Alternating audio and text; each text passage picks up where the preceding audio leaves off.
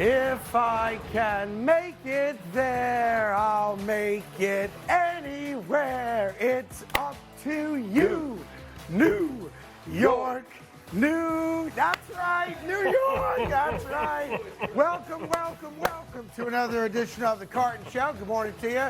Week 4 in the NFL is almost complete, and we are in a New York state of mind as the Giants win, and they're a game out of first place. The Jets win, and they're a game out of first place. And this guy won a Super Bowl, and that guy didn't. It's the Carton Show. Mark Schlereth joins us. Good to have you here. What's happening? Good to be with you, man. It's always good to see you. Look at the Jets. Look at the Jets. Look at the Jets. Jets. That's Cody Decker, of course. We got lots to do. Let's start off headlines, of course. Both New York teams win. The New York Giants beat the Bears, and the New York Jets overcame the NFL debut of Kenny Pickett, whose hands are so small, all he does is throw interceptions to the New York Jets. A come-from-behind victory. This is what this team's all about. Is it what this team's all about? This is Jets football. Jets football. Hey, I'll tell you what, after a victory like that, no moms are safe, right? There's not one mom. There's not one mom that's safe right now. I'm telling you what, good. And I will say this. Hang on one sec. Yeah. Honey, you can't leave the house today. Listen, I am a big Robert Saleh fan. Yep. One, I mean, you guys almost twins. Very right? similar, yeah. Very. Does he not look like Xerxes from 300? Yeah. Like he is like the spitting image. Generous. Yeah. Right. Yes. Generous. I love it. Yeah. I love the way that dude coaches his football team. I love the buy-in that he gets. I love the authenticity that he coaches with. And it certainly is paying off. They're a much better team than they have been in decades. Yeah. I mean, like, when was the last time they were any good? Rex Ryan. Yeah, Ryan, back-to-back AFC Championship games. I disagree 100% with what you said about Robert Saleh. He's a horrendous game day coach. He's one of the worst sideline managers of a game I've ever seen in my life, but he's handsome. But I didn't say that he was a great game day coach. I said he is authentic. Yes. And the guys love playing for him. He's authentic. We're going to get back to it. Okay, all right. We're going to get back to it. By the way, that's the nicest thing he's ever said about anybody in New York in at least 25 years. I've got the receipts to prove it. Okay. All right, so Giants and Jets, a game out of first place. Then, of course, you have the only undefeated team left in football. And I really liked what the Eagles did yesterday in two aspects. Number one, Doug Peterson, as I predicted, got the standing ovation. He brought him a Super Bowl. He deserved it. Yeah. And then here's what happened in that game. They were down 14-0 early. They've never been down thus far this year by a score, let alone two scores, the way they were.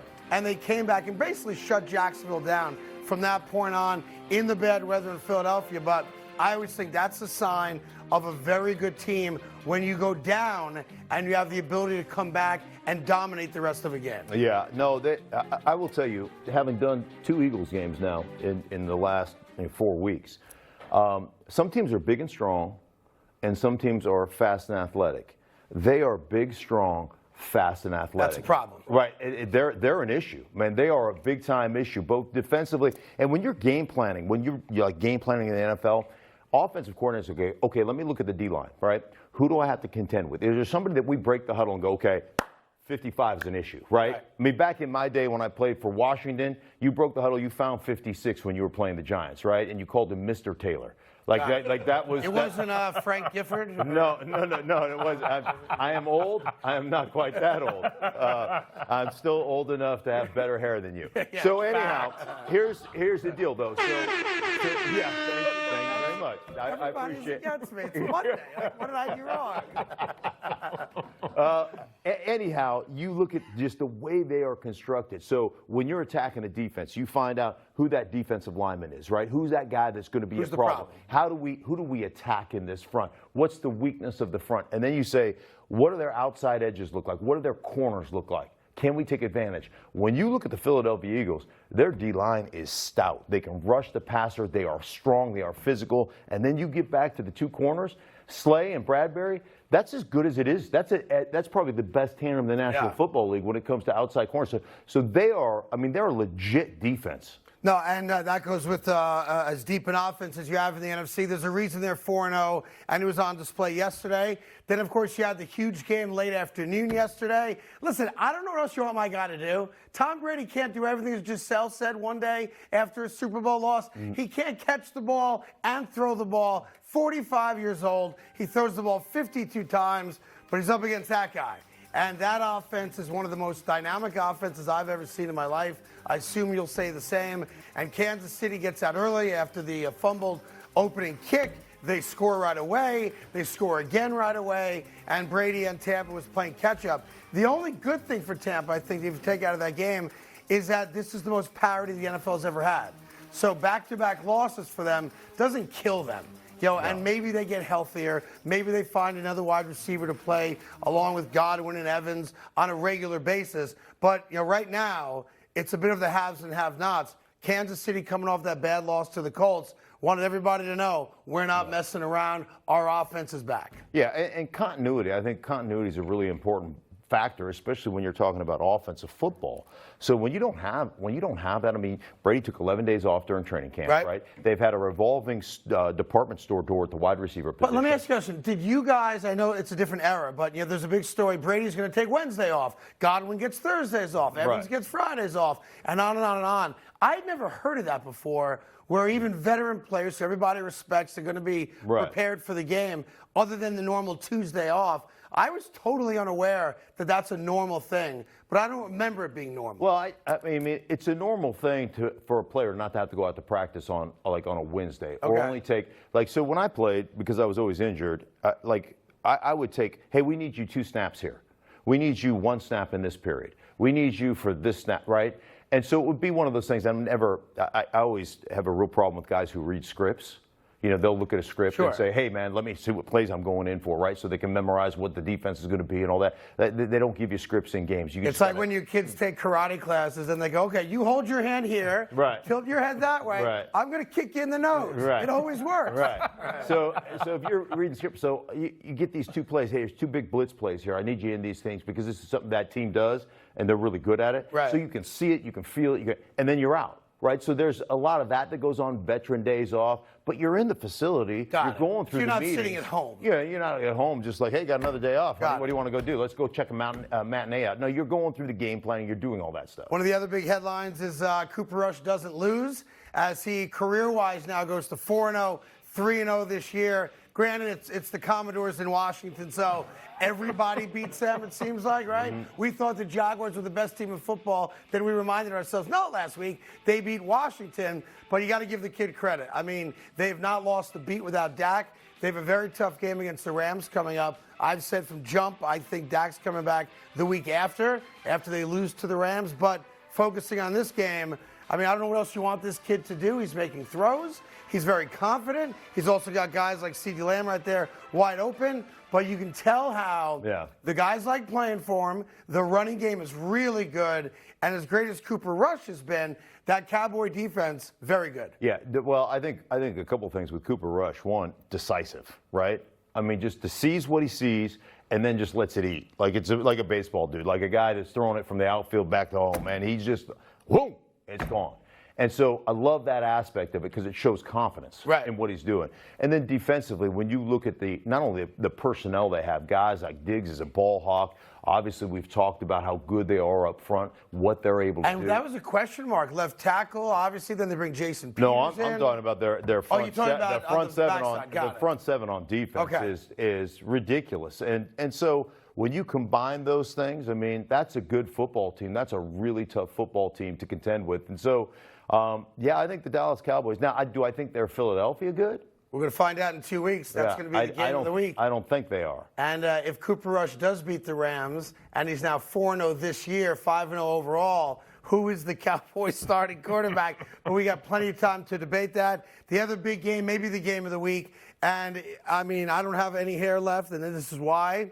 Because I'm trying to figure out what Coach Harbaugh was doing in Baltimore. I'll just set the stage for you. 2020, just over 4 minutes to go. You have a 4th down and 2. You could kick the field goal and take the lead, or you can decide to go for the touchdown. He decided to go for the touchdown. It made no sense, and he tried to explain himself after the game. We're very confident in our defense. Defense's ability to stop them down there with the ball on the 2-yard line, so we got them backed up. If we don't get it, didn't turn out that way, unfortunately, and we lost the game. So hindsight, you could take the points, but if you look at it analytically, I understand why we did it. No, I don't understand why you did it, and neither does anybody else. You haven't scored a point the second half. You've been shut out. You're a lousy second half team. You're playing a very good offense. Take the lead, and if you believe in your defense that if he doesn't throw an interception there so the ball doesn't come out to the 20 and they start in the 2, if you have confidence in your defense, wouldn't you rather put your defense on the field with a lead as opposed to, tie game, even if they got to go, let's say, 50 yards, 60 yards to be in field goal range? It's the most mind-numbingly dumb decision I've ever seen, but nobody criticizes him because they think it's like he walks on water.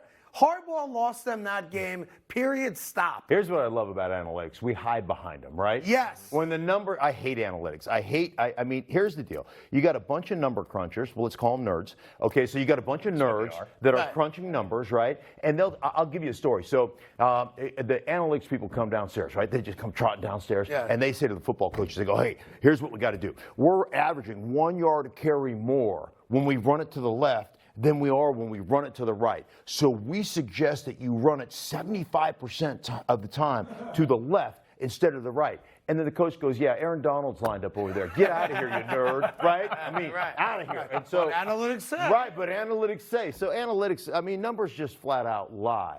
And the bottom line is, if you've got confidence in your defense, put them out there with a lead. Yeah, and see what they do. And the other excuse to me, or the other thing that he said to me that didn't make a lot of sense is, then they're in 4-down territory. Right. His explanation was that if we kick the field goal and then we kick off to them wherever they start, that they're automatically in 4-down territory, and that puts too much stress on the defense. Right. You're in 4-down territory. Whether you kick a field goal and you're up by 3, or whether you score a touchdown, you're about whatever the scenario that he laid out was, you're in 4-down territory regardless. What are you going to do?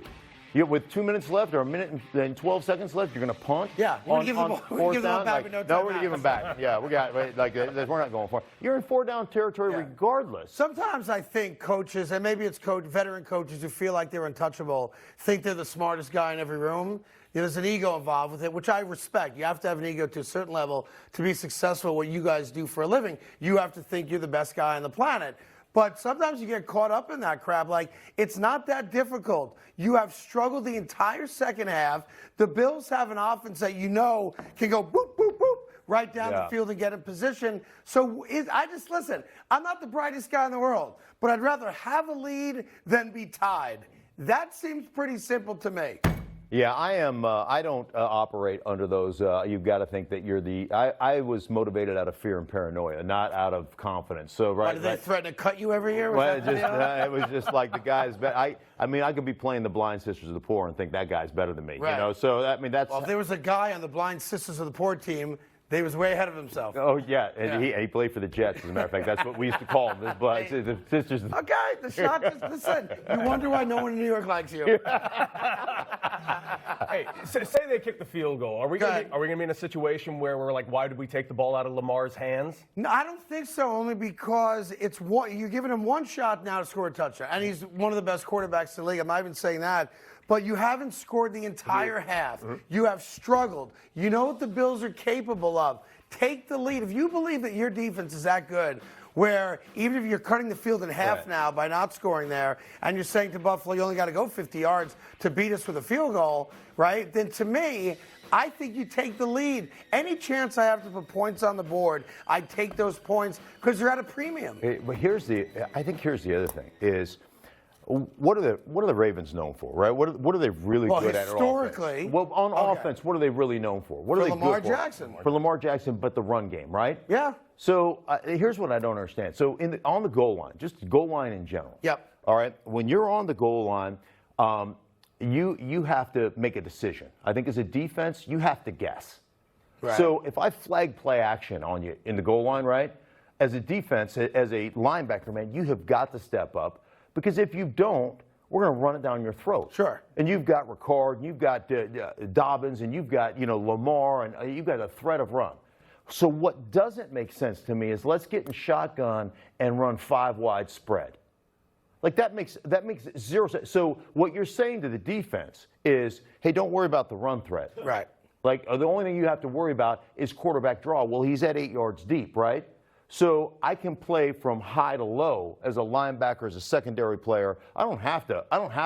You don't have to respect the run at all. It's not an option. Yeah, right. It's not an option. Right. So I can respond to Lamar if they do run quarterback draw from high to low. But like you're basically saying, hey, we're going to throw the ball right now, and we're not really, like as a polished offense, what we really do well is we run the football and we run the play action stuff off of running the football. Well, I tell you who loved that loss. It's the Cincinnati Bengals, who now are in the driver's seat in the AFC North. And by the way, I just want to point out, you think that success makes guys bougie. Well, sometimes it does. Armani glasses, but yeah, the 5-year-old's pen. Yeah, that's right.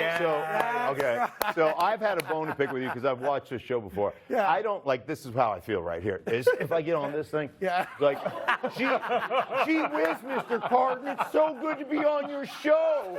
Thank you for lording over us over here on the chair side. I'm going to stand up. No, don't do that. I'm going to stand up with you. By the way, that's in my contract. Okay, I've got to sit on the chair. All right, I did not realize that. We got lots more football coming your way. We'll get into the Chiefs-Bucks game. A little disappointing, to be honest, but we'll break that down next. We got Mark, we got Cody, we have you right here on FS1.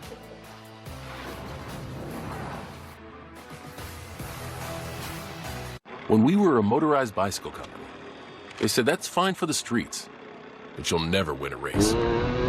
They said motorcycles are one thing, but you can't make cars. All right, you're a car company, but you won't win Formula One in a hybrid. Well, you'll never compete off-road. What about when there is no road? No gas. They've challenged us to do a lot of things. What will we do next? Honda, the power of dreams. It's a cat. It's an old cat. It's an old cat bat. Some things leave you guessing, but not MailChimp. MailChimp takes the guesswork out of email marketing by analyzing millions of data points from the billions of emails we send to offer personalized suggestions for how to improve engagement and revenue. Guess less and sell more with the #1 email marketing and automation platform. Intuit MailChimp. The new Subway Series menu, the greatest sandwich roster ever assembled. For more on the new boss, here's Patrick Mahomes. Incredible. Meatballs, fresh mozzarella, and pepperoni. Oh, the meatball's out. I thought he never fumbles. The new Subway Series. What's your pick? Can you believe this? Doug Flutie and Frank Thomas. You guys look great. Once I turn 40... Let me guess, less energy, less drive? Definitely. It's not your fault. It happens to every man. Testosterone levels drop as you age. Happened to you guys? Yep. So what did you do? We got Nugenix Total T. To get your complimentary bottle of Nugenix Total T, text SURGE to 231-231. This unique man-boosting formula is powered by Testofen, a patented key ingredient clinically researched to help increase testosterone levels. That does it. I gotta get Nugenix. Just send a text for a complimentary bottle. And by the way, she'll like it too. Get your complimentary bottle of Nugenix now. Text SURGE to 231-231. Text now and we'll include a bottle of Nugenix Thermo, our most powerful fat incinerator ever, with key ingredients to help you get back in shape fast. Absolutely free. That's SURGE to 231-231. Hi, I'm Ted Ligety, 2-time Olympic gold medalist and 5-time world champion. Buying or selling a home is a huge decision. You need to win. It means everything for you and your family. I've won a lot, and I know how important it is to work with a great team. That's why I trust HomeLight. HomeLight works with the best local real estate agents, proven winners. Over 1 million people have used HomeLight to sell their home faster and for more money. It only takes 2 minutes, and it's free. Get started for free at HomeLight.com. As a young man, my hair started to thin. I couldn't sleep, I was stressed about it, and there were few options out there. Nutrafol is a drug-free, natural supplement that gave me my hair, my health, and my confidence back. Get growing at Nutrafol.com. All the hard work for the whole season, right here. This October on Fox and FS1. The National League's biggest stars lead their teams in a fight for the crown. Nothing better than October. The NLDS, October 11th on Fox and FS1. A car wreck can be one of the worst times of your life. Injuries, car repairs, and now the insurance company doesn't want to pay? Lerner & Rowe has the experience and proven results to take you from wreck to check. Lerner & Rowe are the lawyers for you. Call 222-2222. Cracks in brick, cracks in block? Call Permaseal. Leaning or bowing basement walls? Call Permaseal. Sticking windows or doors? Call Permaseal. Settling or sinking foundation? That's right, call Permaseal. It's a fact, foundation problems don't get better with time, but they do get better when you call Permaseal Basement Systems. Call Permaseal today. If you hired some attorney you've never heard of, based upon the recommendation or a phone call from someone in a hospital or a tow truck driver, or even that attorney himself, he may have committed a crime. You've done nothing wrong, and you may be entitled to get all your attorney's fees back. Call us today. Listen, you can't be the best player in the league, the best looking player in the league, the most successful player in the league, and carry your team every single week. But it seems like that's what Tampa Bay wants my guy Tom Brady to do. 385 yards, 3 touchdowns. Oh, by the way, they lost 41-31 to the Kansas City Chiefs, who I think wanted to let people know the team you saw last week against the Colts is not who we are, and it just happened to be in a game against Tom Brady. It was over before it started. They fumbled the opening kick. 2 plays later, Kelsey's in the end zone. 10 minutes later, it's 14-3, and Tampa never got it under 10 again, and Brady had to throw the ball 52 times. They only ran the ball in this game for 3 yards, and Leonard Fournette's in the backfield. That's all you need to know about what happened. And it's disappointing because we're not going to see Brady and Mahomes play against each other ever again, outside of another Super Bowl, which I don't think is, we're not trending towards that right now. But Tampa's broken. And I'm trying to figure out how they fix what's going on because defensively, prior to last night, they've been really good. Sure. They give up more points yesterday afternoon than they have in the first 3 games combined. Kansas City is a different animal. We know that. But there's something wrong right now with Tampa's offense. Yeah, well, I mean, there's a lack of continuity, right? I mean, you lost your starting center, you lost a starting guard, like wide receiver. They've used so many different guys, and then they've had time off. Brady, like one of the things about the National Football League right now is we don't practice, right? Like the preseason, we don't hit each other. We don't it's so gentle and we're so kind. And you got the only way you can get good at playing football is by playing football. That's a newsflash, right? You can't do burpees and sit-ups and all of a sudden become a good football player. Like football is really easy for football players. It's really hard for athletes.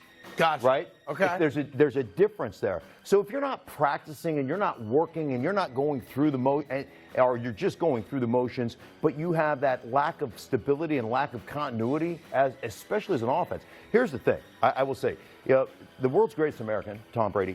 Fact. Okay, that's fact. He threw it 52 times. He's the only quarterback in the history of the National Football League, in the history, that has a winning record when throwing it over 50 times. Okay.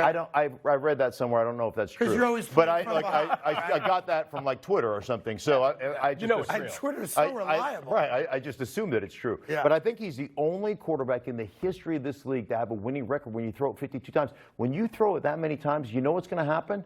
Bad things. Yeah, because bad things happen. You're chasing points because you got to be losing. Tip balls. Yeah. You've got to have. And not just that, Tom Brady is like, Joe Flacco from a standpoint of he's a statue. He was 45 years old. He's not going to outrun anybody. No. So if a defense can rear back and go, we know he's passing, at some point, he's going to wind up on his ass.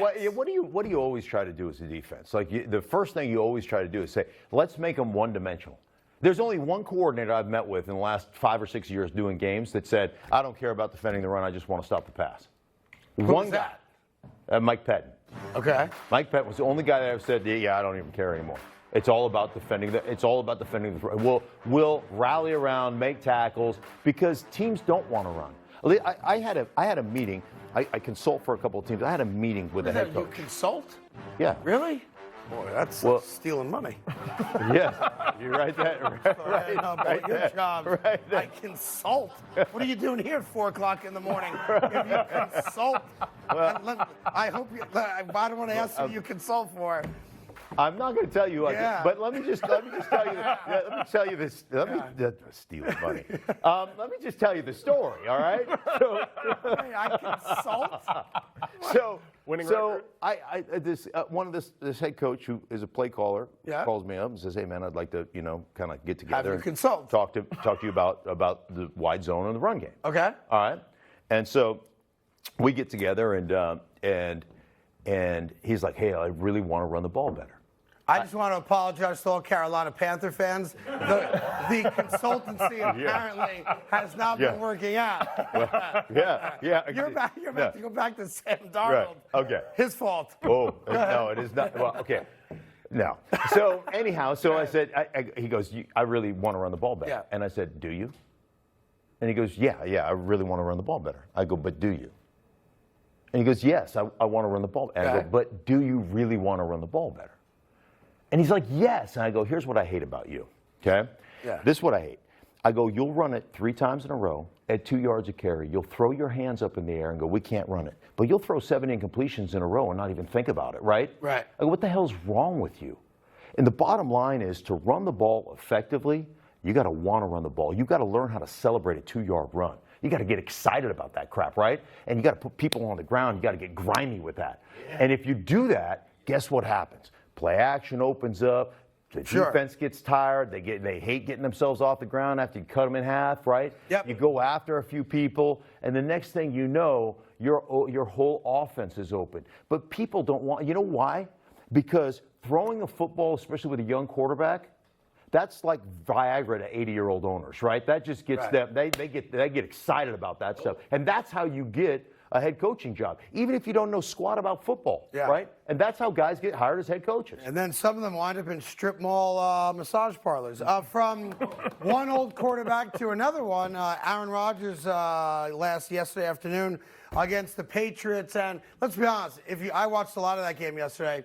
It wasn't pretty. Aaron Rodgers, frankly, was terrible in the first half. Turned it on late, of course, going up against New England on a third-string quarterback named Bailey Zappi, who played at Western Kentucky. I think they're the Hilltoppers. Not that it's relevant. I just did my research on that. And Rodgers throws a pick 6 here. And after the game, even though they won on a late Crosby field goal, Aaron admitted it ain't pretty. This way of winning, I don't think is sustainable because it's just pushed too much pressure on our defense. And obviously I got to play better and will play better. But the second half is our kind of football where we're mixing it up, we're throwing the ball outside the numbers. Obviously, we ran the ball, controlled line of scrimmage really well. But yeah, listen, the better. defense wasn't the problem because New England, once they brought in their third-string quarterback, and listen, they had to. Obviously, Brian Hoyer had a concussion, and this kid Bailey Zappi comes in. Imagine that, your first NFL game, you come in off the bench, you're at Lambeau Field, Aaron Rodgers is on the other side of the field, and I want to give Zappi credit. It didn't seem like the moment was too much for him. No, he managed it well. But I do think the moment was too much for this double-headed monster of Joe Judge and Matt Patricia calling plays because they became the most predictable offense in the NFL. Run, third and long, pass. Run, third and long, pass. And it's a passing league. You've got the kid on the team. Now, no one expected him to play, but he did show he can throw the ball. You know what he did in college, right? So run, pass. They didn't give him a chance to win. No, they didn't, but I think the story is the Green Bay Packers, right? And what's going on with that offense. I disagree. I think the story is the decline and eventual dismissal of Bill Belichick. This is the end, and we're watching it. Him yelling and screaming at referees. Yeah, it's over, He's buddy. always. It's over, buddy. What, you want him to read an MRI? He's not a doctor, Carton. He's not a doctor. Get your act together. Yeah, he's also not my friend. Yes. But he used to be. No, listen, were you guys friends at one point? yeah. So there was a falling out? There's no falling out. He became successful. and forgot everybody he knew from Cleveland because he became successful, and Cleveland and success don't go hand in hand. A radio guy in Cleveland, he didn't really like you. He was my best friend. No, he did not. No, He tried to turn him to a coach. He offered me the job that went to Eric Mangini. He offered you the defensive coordinator? No. He offered me the internship, the unpaid internship. Well, you could be the defensive or the offensive coordinator there right now. I mean, right? Joe Judge, Matt Patricia. I just don't understand. Like, listen, you have a chance to steal a win. And that's what it would have been. Third string quarterback, you're on the road, you're 1-2 going into the game. Aaron Rodgers isn't playing well. Green Bay, offensively, they're all over the place. And you didn't give yourself the best chance to win. And that's what drives me crazy. But you didn't give yourself the best chance to win when you didn't hire an offensive coordinator. Also agree. All right. That one I don't understand. And I understand that Matt Patricia played offensive line, right? He came in as one thing Belichick does, and this has been well documented, right? He always makes you go away from your strength, right? So whatever you came in as, offensive coach, you go spend several seasons on the defensive side of the ball. Okay. Right? And you learn. So it's almost cross-training coaches. That's what they do in New England. And it gives you a better perspective. And I think this is a great, one of the reasons that I was able to play for as long as I played, as injured as I played, is because I played defense all through college. And so once because I came in as an offensive player, but I played defense all through college. So once I came back to the offensive side, I had a better perspective. And perspective is really important, right? Sure. It's one of those things when you start to understand, and this is an empathy thing, when you start to understand other people's problems, it makes you respect the game more. It makes you respect how hard that other guy's job is. And I think that's one thing where Belichick was way, way above the curve, right, in doing that. But he tried to trump. You want to talk about jump the shark. He tried to trump real offensive guys, and that's an issue. That's ego, and that's also thinking, listen, look at my resume. I'm the greatest coach of all time. I can make Joe Judge and Matt Patricia McDaniels, which clearly he can't. Here's the interesting thing, flipping it back over to the Green Bay side. Yep. I think there's a couple things having talked to those guys over there, talked to the head coach, talked to Aaron Rodgers about this.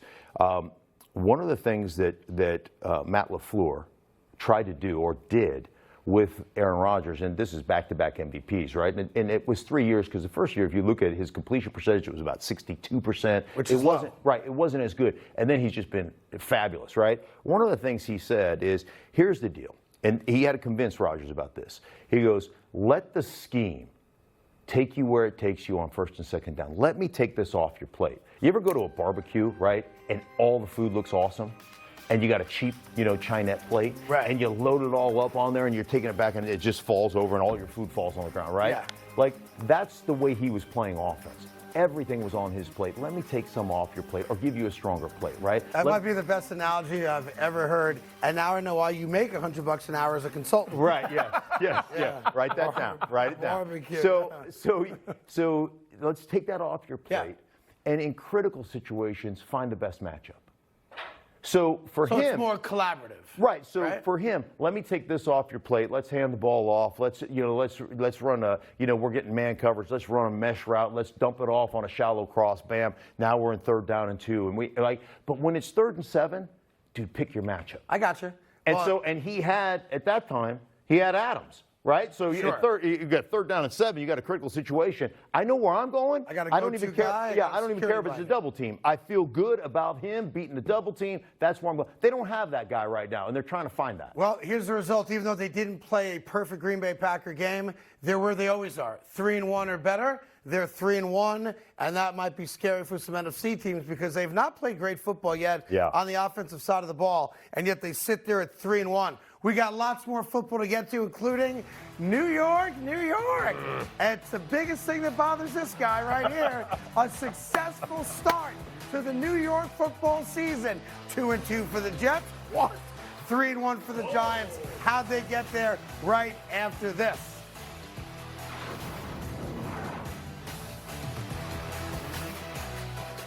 A job well done deserves the perfect thank you.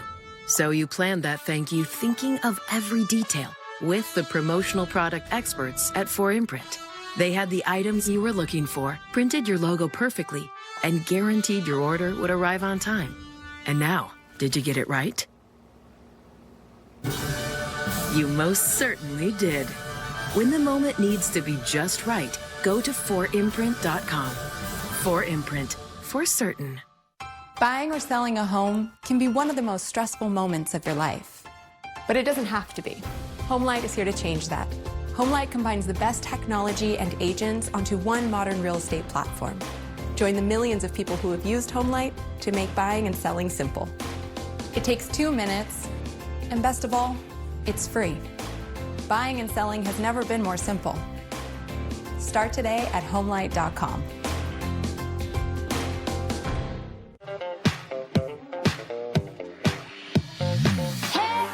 We got soul, oh yeah, we got soul.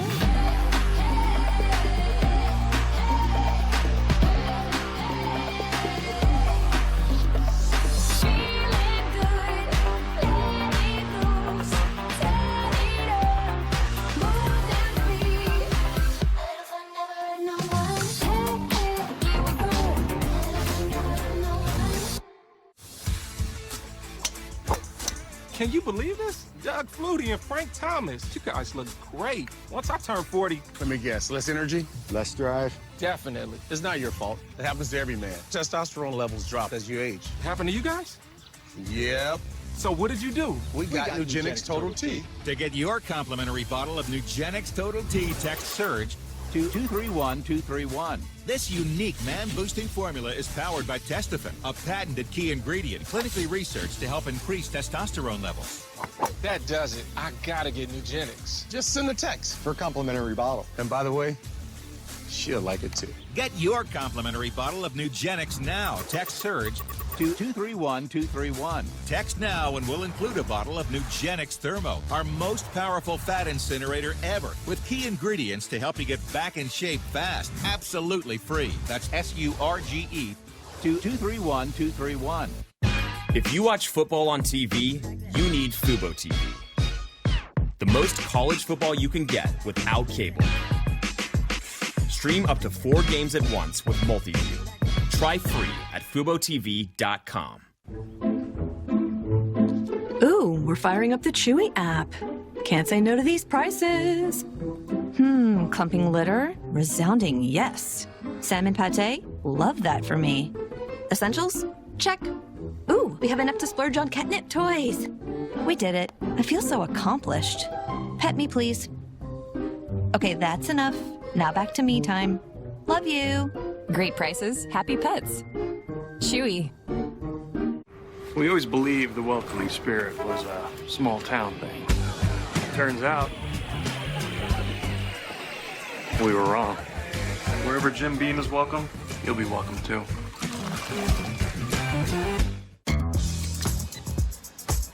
Fiverr freelancers help me with product design. Just always simple and easy. I log on, I tell them what I need, and I get it delivered. Your turn. Get started on Fiverr today. It's the greatest sandwich roster ever assembled. Next is the new Great Garlic. The tender rotisserie-style chicken is sublime, and the roasted garlic aioli adds a lovely piquant flavor. Man, the second retirement really changed you. The new Subway series. What's your pick? It's Skip Drip Bayless. I am a living legend. He came to play Shannon Shay Show. Get off my property. Always right, never wrong, undisputed. Fox Bet Super 6 takes over college football with 3 free-to-play contests. Download the Super 6 app and make your picks for a free chance to win. All right, welcome back. It's the Carton Show on FS1. We got one more game before we wrap up Week 4. We'll get to that game later this morning. Rams and Niners. Mark Schlereth, Super Bowl champion. Cody Decker, more minor league home runs than anybody you've ever heard of. So that's why they're here. And I'm just, the pretty guy of the group. Well, every friend group needs a good-looking guy, right? I'm that guy. I'm the fat friend. There you go. Yeah. Very true. Giants and Jets, what? They both won the same day. They're both 500 or better for the first time in 93 years in the month of October. We'll start with the Jets because they never really relinquished the lead till the second half. And then all of a sudden panic sets in amongst us as Jet fans. And then something happened yesterday. That does not happen a lot. You probably experienced it very early in your career. The White Knight showed up. The greatest young quarterback in the league today. Zach Wilson, first game back. Hi, Corey Davis. Welcome back to the Jets. Corey Davis hasn't had a catch in a year and a half, but the kid comes back, and next thing you know, we have a Pro Bowl wide receiver. And the Jets go to Pittsburgh and win the game. And, of course, in Pittsburgh, now there's all the controversy. Low-scoring first half. It was 10-6 Jets. Neither offense was very good, to be honest, in the first half. And Mike Tomlin pulls the trigger, or the string, I guess that is, and decides it's time for Kenny Pickett, meaning you can't go back to Trubisky. You are now in bed with your first-round draft pick who threw 9 interceptions yesterday in helping the Jets win. Let's go over the decision first. 10-6 at halftime. Steelers' offense has not been great this year. To me, that means Tomlin had planned this before the game even started. I don't know what his plan was, but I think the plan from the beginning was if you spend enough time around Trubisky, that he is not the plan. Like, that can't be the plan. Right. Like every time, that's also why they drafted a quarterback. Right. I mean, every time you and listen, man. I'm gonna go now. I'm gonna go. What's the Talladega Nights? I'm gonna go Ricky Bobby. Right. Like, hey, I'm gonna say no disrespect, so I can say whatever the hell I want after I say no disrespect. It's in the Geneva Convention. Right. Yeah. Exactly. It is in the Geneva Convention. No disrespect. Like, who are you trying to convince that you're confident? Me or you? Right. Like that. Like every time I met with him, that's how I felt. Like a list. Hey, you can't ask him this question. You can't ask him. Like, come on, stop it. Like you can't do that. Well, speaking of Mike Tomlin and the decision, he addressed it right after the game. Here he is. Just thought we needed a spark, man. We didn't do much in the first half, not enough offensively, and thought he could provide a spark for us. I'm not going to talk extended as we sit here. We did what we needed to do to put ourselves in position to win this game, and we'll do it again. But I like to just keep it where we are in terms of what transpired here today. We'll deal with next week.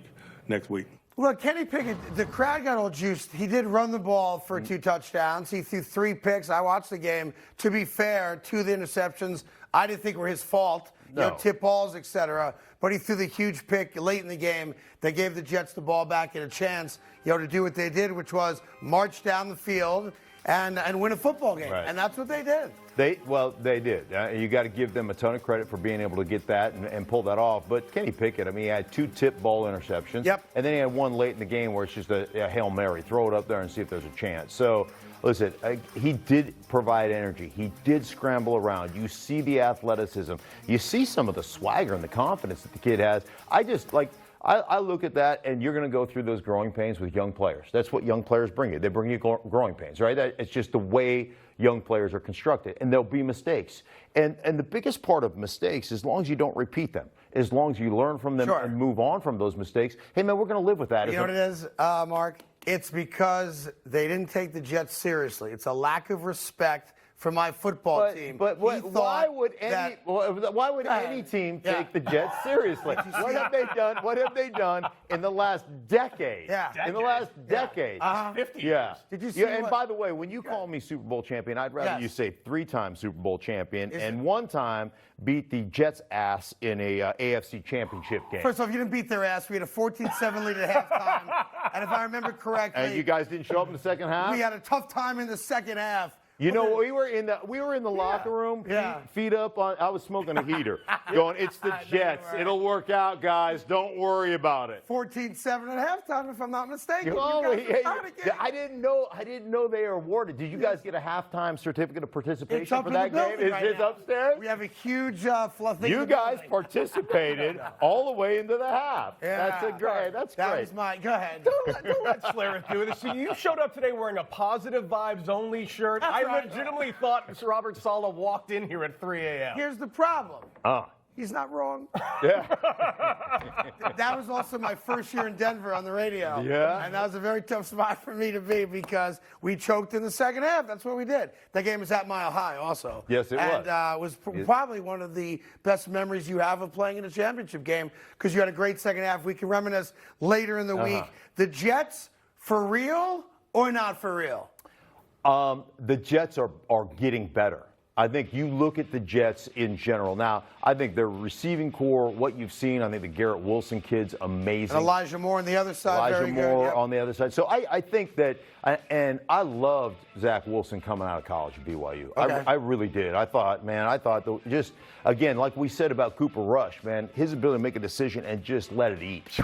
Just let it eat. So I think those things are good. They're trending in the right direction. Robert Saleh is a guy that understands you've got to, if you're going to win in this league, you've got to absolutely dominate both lines of scrimmage. And he's a believer in that. So I see them trending in the right direction. And you know what was good about yesterday's game from a Jet perspective is that our offensive line is in shambles. I mean, we've had 5 different left tackles, 3 right tackles. And this is the difference between having a quarterback that's stationary and a kid who can get out of the pocket and make some plays, because he does have a howitzer for an arm. And I just think the lack of respect that the Jets get from Mike Tomlin and the Steelers has to stop. So memo to the NFL. We hear, and we ain't going anywhere until they lose next week and I yell and scream about them. The Jets to the Giants. Listen, they're playing the Chicago Bears. Justin Fields and the Bears have only completed 34 passes now, 4 games into the season, which is the lowest since 1984. The Giants keep winning games that aren't pretty, but as they win, you're starting to see a couple trends. So number one, that guy, Saquon Barkley, is all the way back. You can relate to that probably with Terrell Davis in some years of your career for sure. He's all the way back. Danny Jones, they're now using him and using his strengths, which is also his legs. He's making good decisions. He's not throwing bad interceptions. And that's what good teams do to bad teams. You beat them at home. Yeah, I think the Giants are interesting because I think they're still a ways off, right? Even at 3-1, I agree with that 100%. They're a ways off. But I think what you've done is you've welcomed them back to the NFL. Like, right, you're putting players in positions to be successful. Yep. And one of the things about the Giants, I mean, come on, they've got a bunch of wide receivers that are never available to play. They don't have any wide receivers, to be fair. They have a bunch of them, but they're just never available to play, right? It says WR over their name, right? They're never on the field. Right, they've always hurt, they're always injured, they're always just out of the lineup, right? And so that's been a real issue. Their offensive line has been a shambles for several years now. But what you've done is you've created now a system. Like, don't put Saquon Barkley in a system that doesn't fit his skill set, that he does not like, right? Like, you put a player in a position to lose, or a position to fail. Don't be surprised when they fail. Yeah. You're the dumbass that put them there. Which is why I always say, like, I look at Doug Peterson in Jacksonville, and I look at Brian Dable now in New York. And the connection I'm making between the two is that there's competent coaching. And, and you think that you can't overstate that, but, coming off of Joe Judge and Ben McAdoo before that with the New York Giants, you now have a guy who understands offense. Right. He's a competent coach. He's thus far has been a really good, game manager as far as what to call, when to go for it, that kind of stuff. And to be fair, Saquon's healthy. Right. And a healthy Saquon Barkley is a difference maker. Right. I will say this. Cody, I'll go to your game here. Like, if all you can do is hit a fastball, don't swing at off-speed pitches, right? Agreed. If they're gonna strike you out with 3 off-speed pitches that are located perfectly, tip your cap and go back to the dugout. You look for your freaking pitch. Good coaching says, what do you do well? Do it. Okay, that's what we're going to put you in, right? And when you watch film, there's certain guys like receivers, there's guys that are outside the numbers. They run goes, they run comebacks, they run back shoulder fades. That's what they're good at. And then there's guys that are just running in-cutting routes, right? They run slants, they run shallow crosses, they run drifts, and they run posts, right? Those guys can do those things. They run digs. Like, that's what they do. Put them in the position to do that. Don't take a guy that's is a go ball thrower, right, or a back shoulder fade guy and say, we're going to put you in the in-cutting routes to this, like in traffic. Be smart. Right. Be smart. Put them in positions to win. Well, listen, they won, and now they're 3-1, and only the Philadelphia Eagles are better. And yesterday you saw a couple interesting things. Saquon, first off, carried the ball 31 times for just under 150 yards. But Danny Jones got hurt his leg. They brought Tyrod Taylor in. He had a concussion. He's out. And until Danny Jones came back in, they had Saquon Barkley playing quarterback. Wildcat. Out of the Wildcat, right here you see it. And after the game, you know how the story goes. When you win, there's no pimples, there's no warts. Right. Everybody's happy. He said after the game, I'm the best quarterback here. Yeah. I'm the quarterback. All right. Much like Zach Wilson in the Jet game when he caught the Philly special for the touchdown. After the game said, look, I got the best hands on the team. Yeah. Of course I'm going to catch the ball. But that's what happens when you win. All the crap melts. Sure. We're not worried about left tackle. We're not worried about, our run game. We're not worried about Kenny Galladay, never catching a ball, that kind of crap, because we won. And I've always been a believer that winning creates winning. And the good teams, you know what? The good teams with the right players, they don't care if they didn't have production that day. They care about Team the first. win, right? And which is really hard in a league where it's all about fantasy numbers and this, that, and the other, to have that kind of unselfish. Here's what I love about sports in general, right? Like, let me ask you a question. Other than your own kids, when was the last time you celebrated somebody's success like it was your own? When Cody got the job here. Okay. Aw. Yeah. Thanks, Really? Fred. Yeah, that's right. That was great. As long as he got paid less than you and had to sit in this chair lower than you. It's in that my was part. Yeah, contract. that's in your deal. That's in your. Do you have But a contract? that's one of the things I love about sports, right? Where I can get so excited about your achievement. Sure. Like it was my own achievement. And when your team is wired that way, you don't like, hey man, I'd like to have 12 catches, but you see that block I threw that sprung? Saquon Barkley on a long run, you get excited about that ownership stuff. When you get excited about that stuff, that's when your team has a chance to be really special. So it reminds me of the Denver Broncos that won 3 Super Bowls. Well, no. Was it 2? We won. Two We Super I Bowls, was there. We won 2. I won one in Washington too. That didn't count. That's all I do is win. It's like when Suggs was here I last went to week. 3. I won 3. I don't go unless I'm going to win. Okay. That's a rule that I have, right? Yeah. Pretty Did you standard. play for Washington? No. Were you on the field in the Super Bowl? Well, I started all 3 of them. I just Yeah, started for 12 years. but yeah, It's the Suggs Kansas City thing all over again. Hey, I told you last week that the Raiders were not dead yet, that they were actually going to be 6-4 after 10 games, but you can't win 6 until you win 1. And who do you think gave them their first W of the year? It was Nathaniel Hackett and your Denver Broncos. Yeah. We'll get into it next right here on FS1.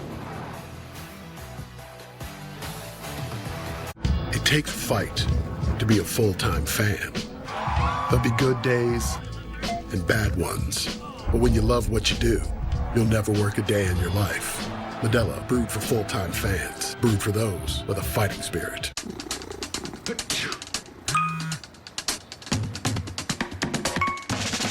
New Astapro Allergy. No allergy spray is faster. With the speed of Astapro, almost nothing can slow you down. Because Astapro starts working in 30 minutes, while other allergy sprays take hours. And Astapro is the first and only 24-hour storage-free allergy spray. Now without a prescription. Astapro and go. The 10th pick is in, the new All-American Club. That's a club I want to join. Let's hear from Simone. Chuck, that's a club I want to join. I literally just said that. I like her better than you. The new Subway series. What's your pick? It's a cat. It's an old cat. It's an old cat bat. Some things leave you guessing, but not MailChimp. MailChimp takes the guesswork out of email marketing by analyzing millions of data points from the billions of emails we send to offer personalized suggestions for how to improve engagement and revenue. Guess less and sell more with the #1 email marketing and automation platform. Intuit MailChimp. For the visionaries. For the trailblazers. For the last to leave. And the first to think ahead. There's Grainger. Supplies and solutions for every industry. With access to trained experts and 24/7 support. Call, clickgrainger.com, or just stop by. Grainger, for the ones who get it done. Start Saturday strong with Big Noon Saturday on Fox. Blake Corum and number 4 Michigan take their electrifying show on the road against Indiana. The best pregame, the best announcers, the biggest games. Michigan, Indiana, all part of Big Noon Saturday on Fox. Rates may be rising, but with Rocket, you have an advantage. You can lock your rate for 90 days while you search for a home and refinance to a lower rate later with exclusive savings. That's the Rocket advantage. Call 8336-ROCKET today. Can you believe this? Doug Flutie and Frank Thomas. You guys look great. Once I turn 40... Let me guess, less energy, less drive? Definitely. It's not your fault. It happens to every man. Testosterone levels drop as you age. Happened to you guys? Yep.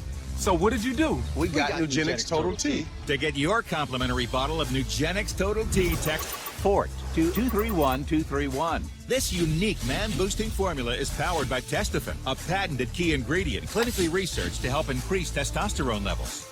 That does it. I gotta get Nugenix. Just send a text for a complimentary bottle. And by the way, she'll like it too. Get your complimentary bottle of Nugenix now. Text FORT to 231-231. Text now and we'll include a bottle of Nugenix Thermo, our most powerful fat incinerator ever, with key ingredients to help you get back in shape fast. Absolutely free. That's FORT to 231-231.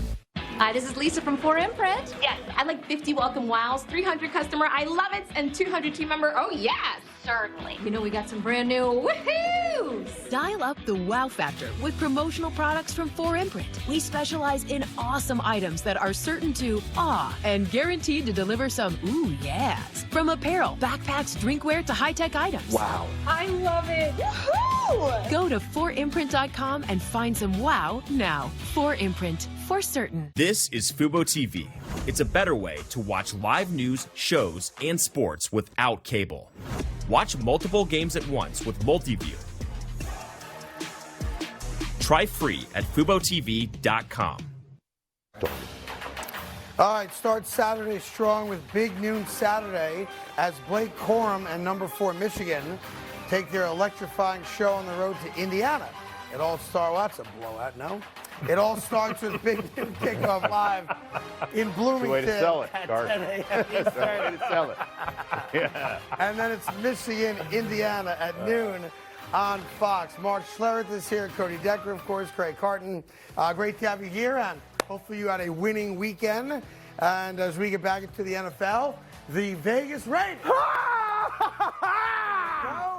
Relax there, Tucker. No, I don't get this very often. No, I told you they're going to be just fine. They're going to be just fine. The Raiders get their first win as they beat, sorry, Mark, the Denver Broncos.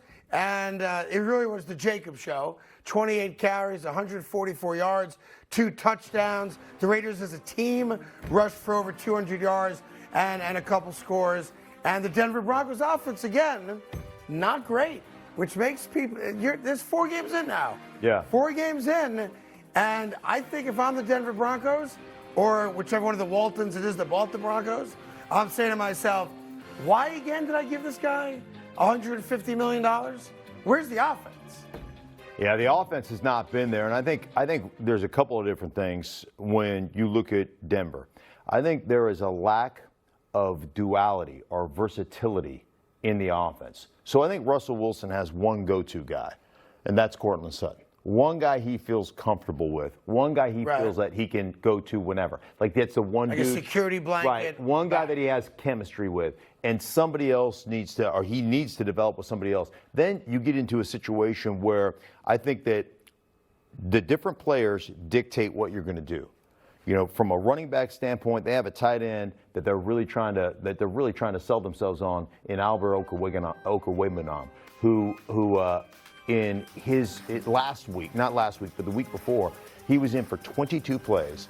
It was 22 passes. So they got they're right. telling So you what they're doing. Here's this is what we're going to do. Here's what we're going to do. And then, I mean, you've got. Hey, listen, you know, I'm just not a fan, but Melvin Gordon, that dude puts the ball on the ground more than grass. Like it's like I think he's 4 fumbles in the last 4 games. I think he's had 3 fumbles, if I'm not mistaken. No, he's a fumble machine. Return for touchdowns. Yeah. He's a fumble machine. And, from a defensive standpoint, the Broncos have been pretty good this year, actually. Let me just step on your toes right You're there. talking about I'm just going to be Seattle and San Francisco, right? You went Geno Smith. You went what is the guy? Miles Davis? No, Davis Mills. Mills, right? Miles Davis was Jazz, right? Davis Mills, same thing. Whatever. I mean, he'll be playing Jazz. Play the same. He'll be playing Jazz at some club in a couple of months. Yeah. So and then I can't even remember the third quarterback they faced, whoever that was. It was just another dude, right? This is the first time. And I'll give you credit. I know you're a Raider fan. I am too. I'm a huge Raider fan. You're not a Raiders fan? Yeah, I am too. I was 11-1 against their punk asses when I played in Denver. There you go. So, but I think Derek Carr is a very undervalued, underrated quarterback. And I think what happened is defensively they started smelling their own fumes a little bit. They Dutch ovened themselves, right? They started thinking about how good they smell, and. There's some question marks there. They didn't defend the run. They've got a legit quarterback who can throw it. And I think a couple of things. Their linebackers have been a question. Man, they got exploited. Look, Denver Broncos right now, are just not a very good team, and that's how the Raiders get their first win. I just want to show you one play in the game because I love this play. Okay, great. I can't wait. It's a fumble. The Raiders cornerbacks returning it. Yes. Well, look at the heavy stick. Oh, he almost got there. Oh, my. Watch number 72. Yes. Denver Broncos. Oh. Garrett Bowles, just missed it by that much. Here, let me tell you. One more time. Okay. All right. So this is how. Hold on a second. Right. That's Cody Decker. Right. Whoa. Okay. Do you want? Here's the key. I'm going to show you guys something. I'm going to do a demo. You've never had a demo. You've never had a demo. Do I need a ball? Okay. No. This is the proper way. This is what I did when there was interception, because there's nobody. If anybody runs 40 yards, they scored if I'm on the field, right? Either we scored or they scored. Fair enough. Because I'm not going to catch anybody. So the proper way to defend an interception, okay, the first thing you do when you're still on film as an offensive lineman, you move your arms really fast. Okay. You make it look like you're running really hard. So I like that. Right? Yes. That's the first rule. Boy, Schlereth is burning down. Okay, right? And then the second rule is you start to lean. So you're running really fast and you start to lean and then you're off the film and you walk over to the bench. Like, that's the proper way to do it. So where he's diving there, I'd have already been on the bench drinking water. I'm like, there's no way I'm going to catch anybody. So you have to run yourself off film. That's an offensive line 101. I can't believe people don't know that. See that? That's a good tip for you young offensive linemen out there. No when effort. Your quarterback messes up. You're just going to get tired. You're just going to get tired if you give effort. That's Work right. Smarter, not harder. Roll on, and then lean. I'm off the film. All right. Couple quick hitters after the Raiders beat the Broncos 32-23. Kyler Murray. Kyler Murray. They scored 3 points in the first half. They're losing to the Baker Mayfield Panthers. Maybe I finally get one right, and Baker Mayfield has the breakout day. Didn't happen. And in the second half, the Cardinals score 23 points, and it was like, the playground Kyler Murray. Yeah. Got to drive you batty because I don't know what the heck this guy really is. Listen, the thing about, I have this 70-30 rule.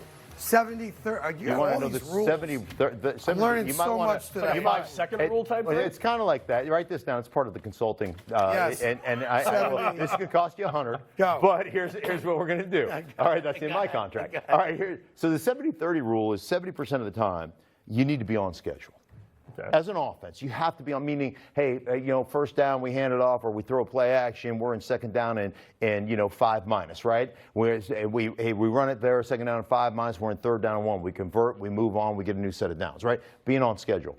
30% of the time, you got to make a play off schedule. Your quarterback has to do that. Either you scramble around and make a play, or something unscripted. Unscripted, right? Okay. Or if you're Tom Brady, you scramble within the pocket and make a play, right? Things break down. You've got to do that. Yep. So that's kind of how, if you want to be a successful offense, you've got to rely on that. It'd be better if you could be 80-20, but that's about what it breaks down to. So 70% of the time we're on schedule, things are good, bam, bam, bam. Then we got to make a play when things fall apart, right? That's the way it works.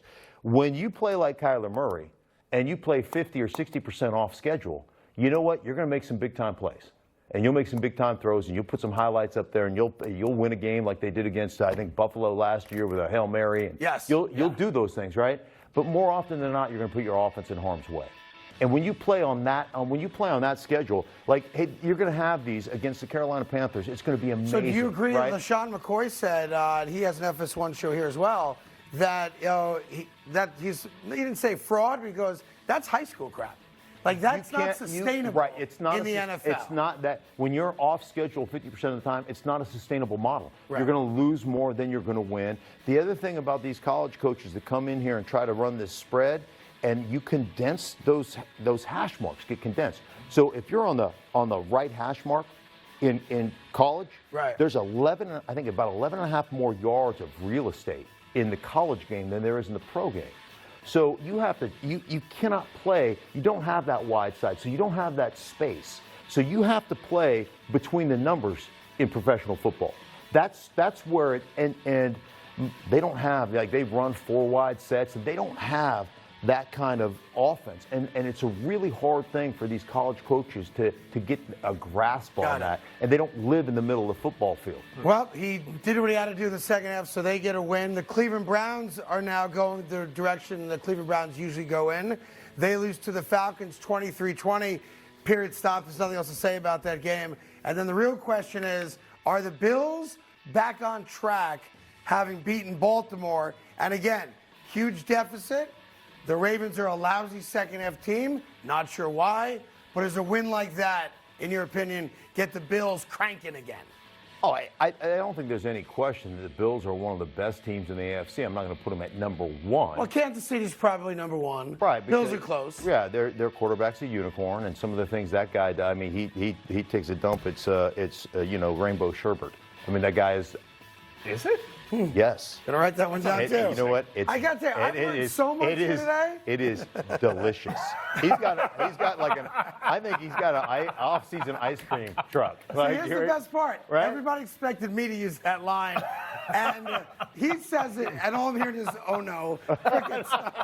Like, where's this show going to be on Wednesday? I don't know. If Fleur is starting on first Monday off, wait a minute. with First rainbow sherbet diarrhea. Right. First off, is I called the game yesterday. I flew in here and I watched games last night. Got it. So I'm just literally. Tired? I'm on fumes. When I get, I'm fine. I just get punchy. This is what they call punchy, kind of inebriated state. Meanwhile, we've done an hour of the show already, and we haven't gotten into maybe the greatest performance of the week, the amazing, unbeatable Cooper Rush. Cowboys are next on FS1.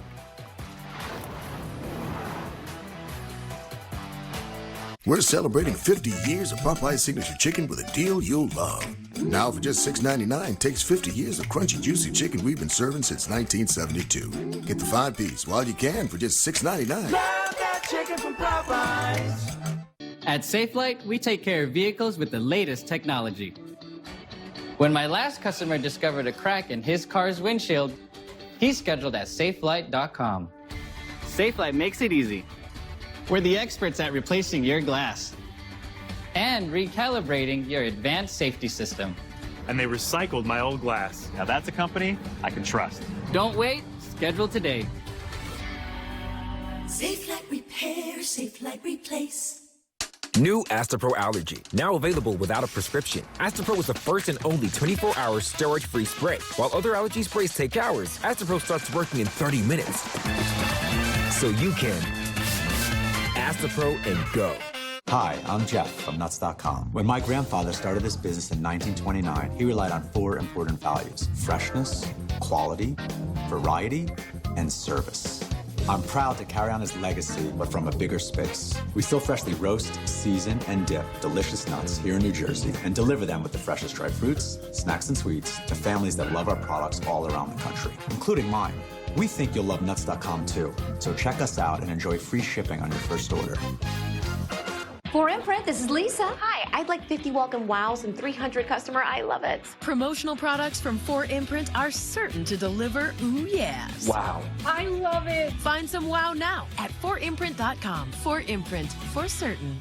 We capture lots of data. With Fiverr, we were able to find the right software developer to help gather all that data and put it into the right system. I was able to save time and money and spend more time growing my business. Transform your business today. Fiverr. This bakery needs new equipment fast to keep up with demand. So they're going to On Deck, the online lender that makes it easy to choose your loan and, if approved, get funds as soon as the same day. Your loan is on deck.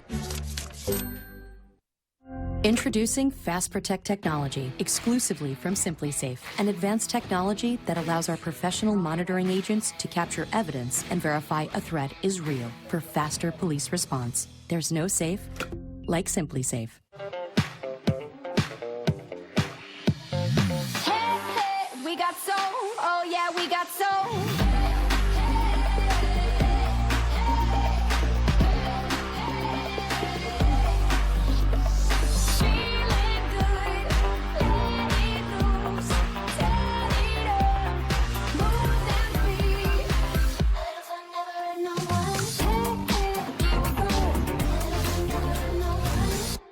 When a cold case resurfaces, families are torn apart. Don't you want to clear your father's name? 911, all new tonight at 8/7 Central on Fox. DirecTV, the best in the game, and still the undisputed leader in sports. We're your ticket to every NFL matchup, every Sunday. We've got the most live sports in 4K HDR. Set your favorite teams with automatic season recording, so you won't miss a moment. And bring all the best together with Sports Mix. Sports on your screens at home or with you on the go with the DirecTV app. Your teams on your screens. DirecTV, where sports are always in season. #1 for price for 5 years running. Oh, really? Didn't know it was a competition. My name is Dana. Low prices make you the real winner, Dana. Right. Ripe. Ripe. A good ripe avocado. So the NFC East matchup was Dallas and Washington, and the question was, can Cooper Rush do it again? The answer was yes, and that has made Jerry Jones a very happy man. Can't say enough about how his play has what it possibly has done for this team this season, and to give us a chance to sit here after these last 3 ball games and maybe have the opportunity we've got for the rest of the year. It's amazing, and it's far more than I could have ever expected. Yeah, listen, undrafted kid, it's like the stuff of Disney for sure. The key part of it to me, though, is that in the 3 starts this year and the 4 games he's played in, he hasn't thrown an interception. So it's not like difficult to figure out what the path of success is, right? Don't be the reason you lose. Manage the game. Stay within the framework of what they're asking you to do. And as you get more comfortable, we'll open up the offense more for you. So I think it's a combination of Cooper, again, has been very good with the ball, and that defense is better than what maybe a lot of people thought it might be, holding Washington yesterday only to 10 points. And all of a sudden, you can start connecting the dots. The Dallas Cowboys are pretty good. Yeah, first off, with Cooper Rush, I mean, there is, like you can say, manage the game well, don't throw picks. Now, there's some wide open, like CeeDee Lamb and that 1 touchdown. Right, I mean, and Washington early so far has given up a lot of explosive plays. And you give up explosive plays in the National Football League, like each explosive, it depends on the formula you use, but each explosive play that's a 10-yard plus run or a 20-plus yard pass is the equivalent of about 3 points. Okay, so you put a drive together. I have no idea what that is. But I heard it. Every I explosive. Just don't understand it. Okay, so if I complete a 20-yard pass down the field, 20-yard pass on, like at the end of the day, each explosive is about 3 points. Okay. So for instance, if you put a drive together without an explosive play in it, okay, 10-yard run or 20-yard pass, okay, you have none. There's about a 7% chance of scoring. 7%. Isn't that the stuff we railed about an hour ago? Like that nerdy, geeky, No, not when stuff? I do it. When I do it, it's fact. Okay. When I do it, it's just fact. Why can't we just do this? When Cooper you Rush? do it, Yes, it's nerdy. Right. Okay. Right, here's okay. So forget that. Yeah. Cooper Rush is throwing the ball exceptionally well on time. Bingo. Right. Accurately on time. So everything is in a rhythm. It's what we talked about, being on schedule. He's throwing it on schedule, on time, and that leads to accuracy, completions, and big plays. Yeah, also, you played against Carson Wentz. He's a turnover machine. Yeah. And, I buy into Carson Wentz every year.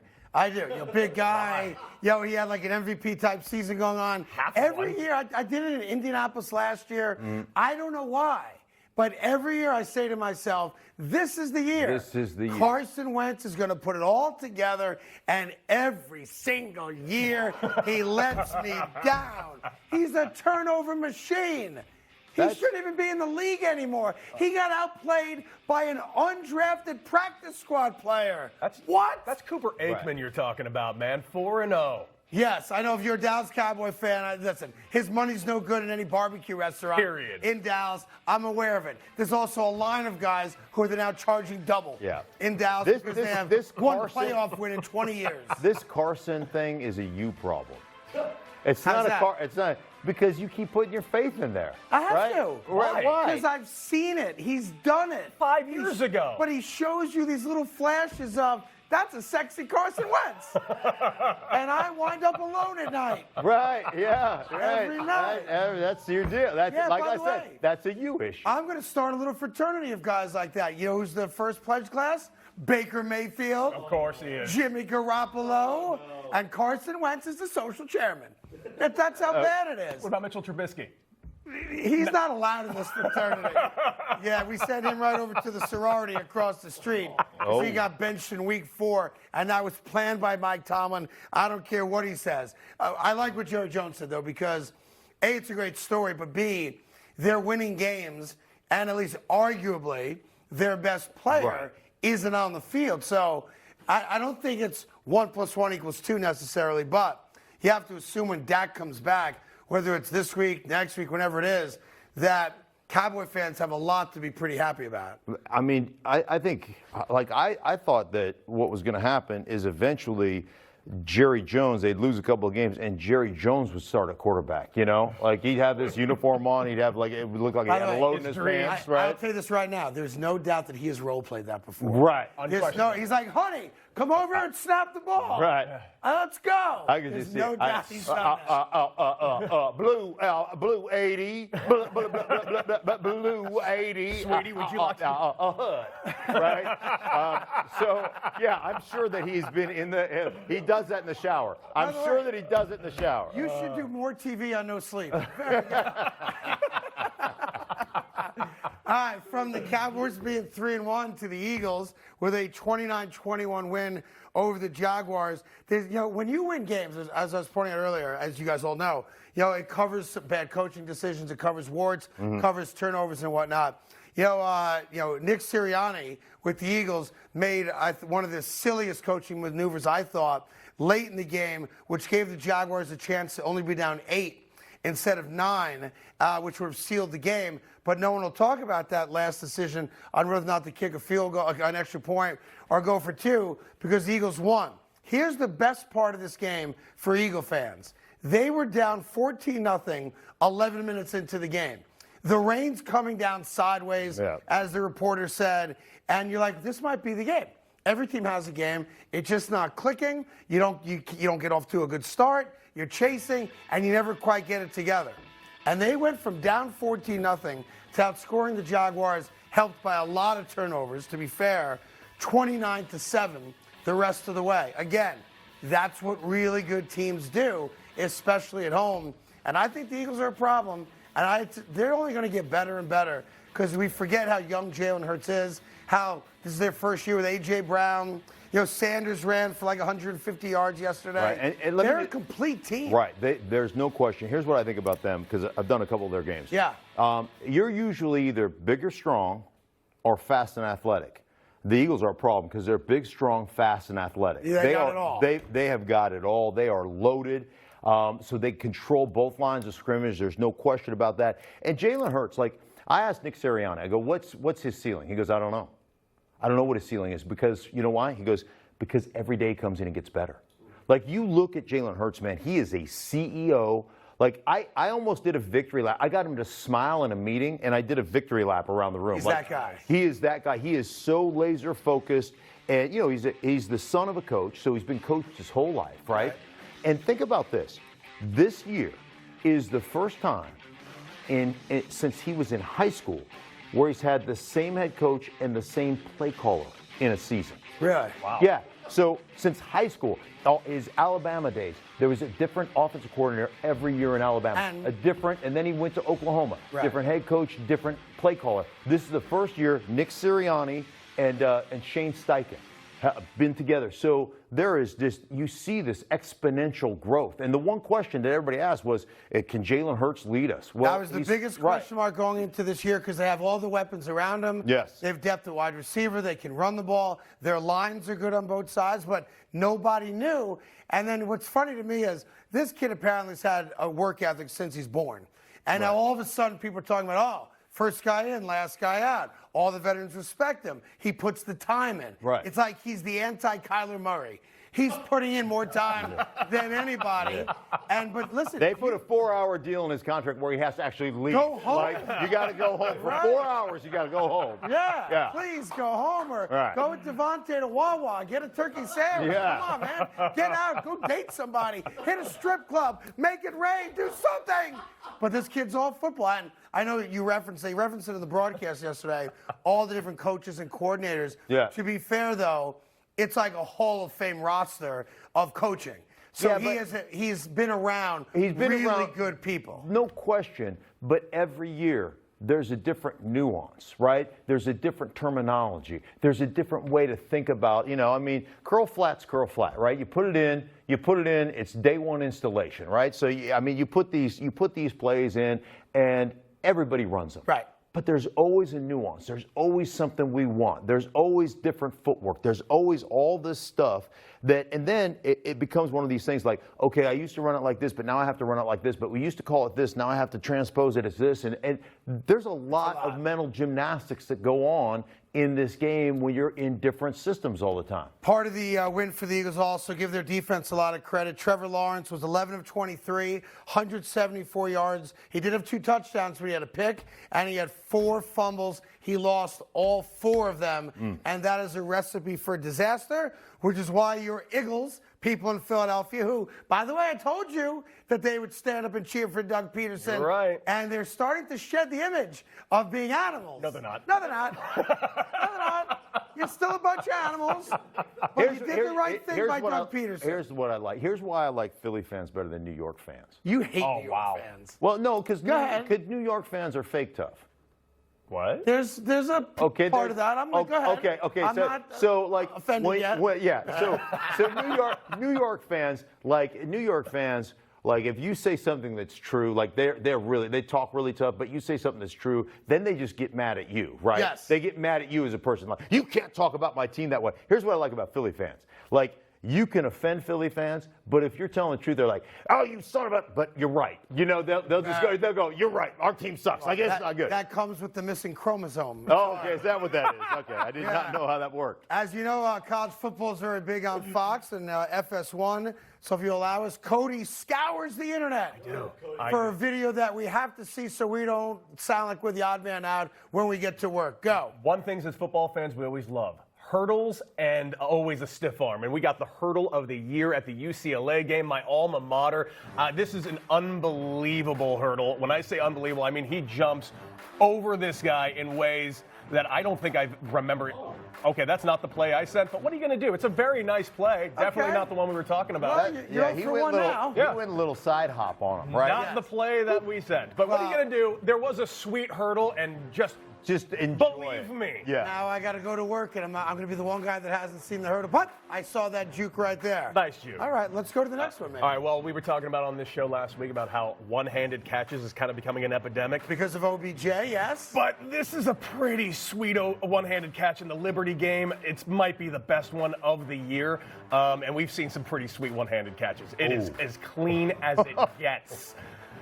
And the best part is watch him just stare at the defender. Somebody afterwards. online said that's what we call the older brother catch over the younger brother. Right. And then putting it right in your grill. That's stupid. Yes. Yeah, no that surprise. is straight up Spider-Man right that's there. That's awesome. And I like it. That reminds me a lot of my high school days. Oh, I bet it does. No, it does, yeah. Where I didn't see you on the sideline. Where were you? Can you point yourself out? Do you see the guy with the bass drum right there? Yeah. And the feathers in his hat? Yeah. Yeah, I'm there. I'm well represented. Right. Boom. Well, you want something that will actually remind you of high school? This BYU Well, you have a mascot. bunch of virgins on the screen? No, his workout routine post-game, he's doing push-up to a new set of tables, to another set of tables, to the top thing of tables, Spider-Man style. Then he gets on the top and does a ridiculous backflip. Everything about this is the most athletic thing I've ever seen. This is unquestionably the most athletic mascot, maybe, in not only college sports, probably all of sports. And he didn't land it, though. Yeah, it would have been nice if he landed it. Yeah, I agree. I'm He just saying. jumped off from like 20 feet. What do you want him to do? Sorry, if you're going to do it, land it. Do it right. Do it right. Well, here's my question. If you're that athletic, why are you a mascot? Why are you not playing? I tell you why. Because mommy and daddy wouldn't let you play football. They were nervous. Plus, he didn't land the jump. What are you talking about? He does that, does a sweet backflip. That looks awesome. By the way, both my shoulders would be blown out if I tried to do that between two tables. I give that segment stink eye. We have much more football coming up, including what the heck is wrong with Baker Mayfield? Is it over? After this.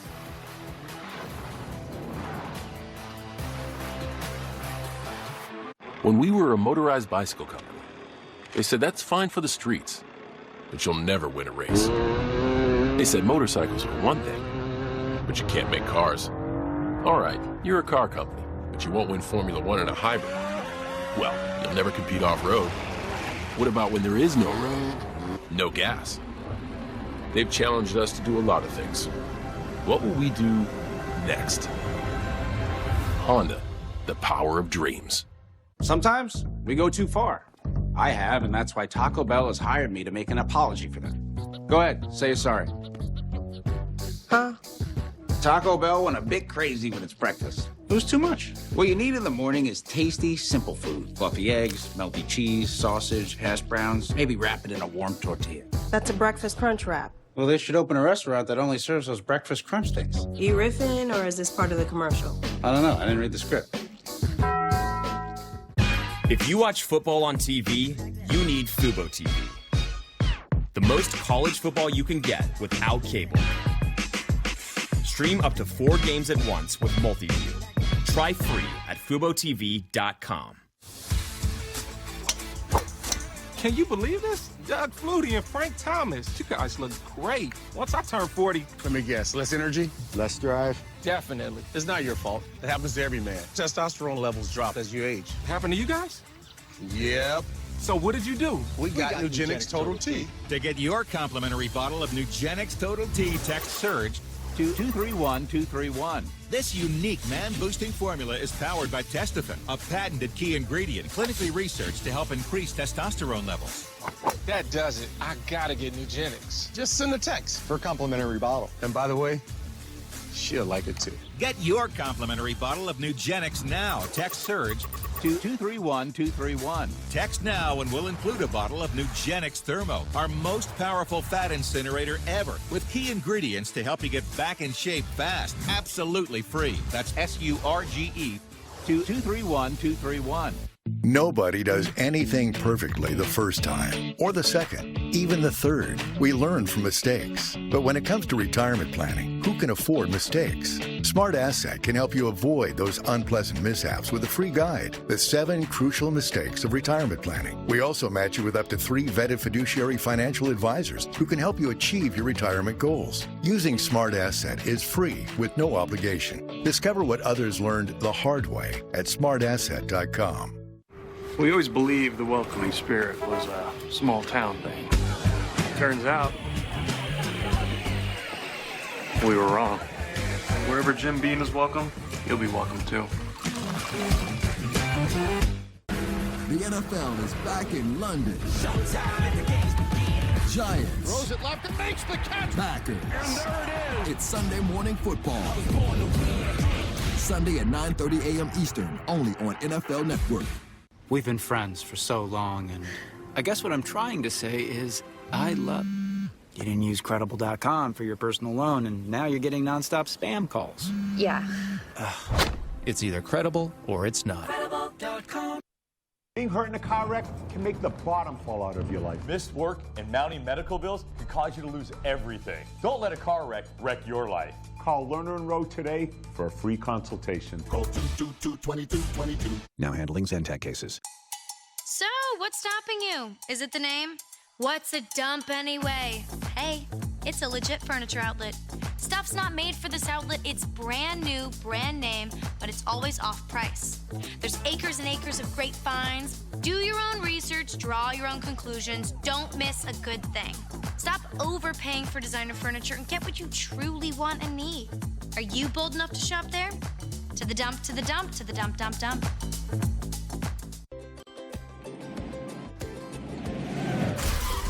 It's not the size of the wreck that matters. It's the size of the check. In a wreck and need a check? We'll Lerner and Rowe. Call 222-2222. Now handling Zentek cases. All right, this October on Fox and FS1, the National League's biggest stars battle it out on the road to the Fall Classic.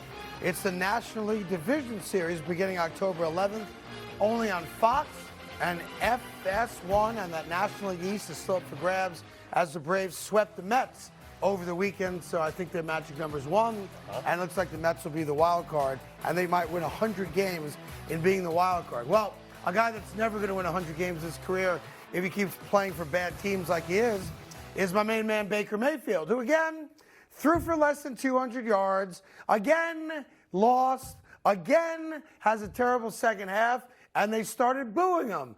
And that bothered Baker. Take a listen. We're 4 weeks into the year.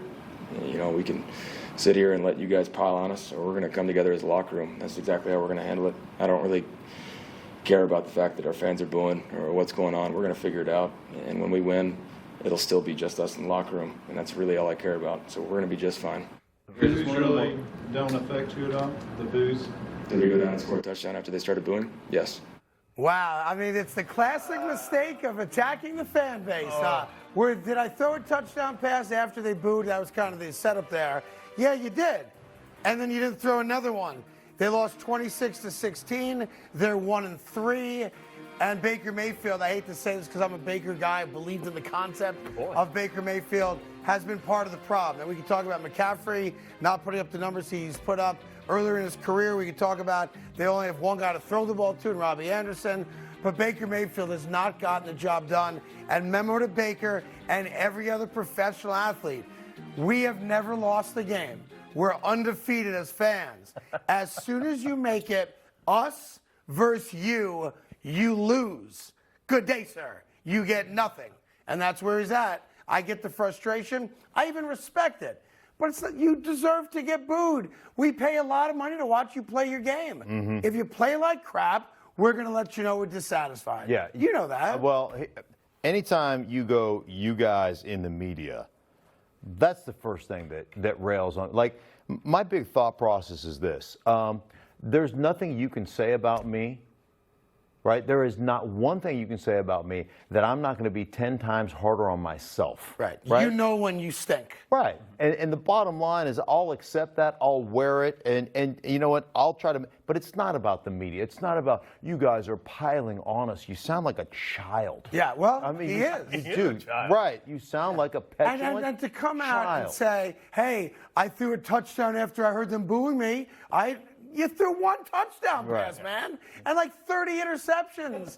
Like it's not like there's a reason the Cleveland Browns gave a guy with 37 masseuses who he may or may not have inappropriately touched $230 million to get away from you. And I sat here and defended Your Honor. And I said you were going to lead the Panthers to the wild card. You let me down, you clown. Learn how to throw touchdown passes and stop worrying about what we're saying about you in the media or what the fans are saying about you. Because this is what you're saying. Boom. Right. And How do you finally happen? You should walk up that podium and go, I'd boo me too. Yes. Right? That's I would the boo me. answer. I would boo me too. We're not good enough. We're going to try to get it fixed. Bottom line. I stunk Boom, today, and I deserve to be booed. Because when you do that, that self-deprecating criticism or humor in some cases stops it. Because then the fans go, man, he really cares. He knows he stunk. Right. I got his back because he owned it. When you own it, we all back off. It's human nature. When you don't own it and you make it, like you wrote down, you guys versus us guys, or it's the 53 guys in the locker room against the world, none of us want to hear that. We don't. Play better, you clown. We watched this happen with Justin Fields 2 weeks ago. Hold on a second. Baker, I'm sorry for calling you a clown. But play better. Clown. Are you turning on him or no? Is this actually happening? I'm just thinking, what if he has a good game next week? Right. Then you can, but the thing about you is you can come out and apologize to him. You're like, Baker, hey, that was taken out of context. I got no problem right? apologizing. Right. Okay, good. I'm the guy. I'm the first guy to go, all right, I got that one wrong. All good. But listen, if they're going to Sam Darnold, I mean, it's a wrap. Matt Rule's gonzo. There are already rumors that he's going to Arizona State or somewhere else, not in the NFL. But there's going to be, again, like there always is seemingly down there, big changes coming because it's just not a good football team. It's just not. No, it's not. Also, on top of that, didn't we see Justin Fields do this 2 weeks ago? Everyone turn on him. And doesn't Baker not have the good faith at this point that Justin Fields has? Yeah, the difference is that Justin Fields is a much more likable guy. He's a quiet kid. By all accounts, everybody likes him. He's good with the media usually. And he doesn't have that background where Baker, and I think it's part of who he is, part of what made him a Heisman Trophy winner, part of what made him the #1 pick overall, and a guy that was eager to go to Cleveland originally is his emotions and his personality and his immaturity. I think that's a part of a fabric of who he is. Sure. But it gets to a point where that gets old. We want you to play better, and that's all that is. Yeah, and I mean, I get the chip on your shoulder, the creating the list, and everybody's on my list. But eventually, those chips and those lists and all that stuff that you've got to go out and you got to play. Period. And you've got to be when you play quarterback. There's so much more on your plate. There's so much more than anybody else has to do. You know what? And life ain't fair, and you've signed up for that. And that's part of what you have to be. You've got to be the CEO. You've got to be the face of what goes on.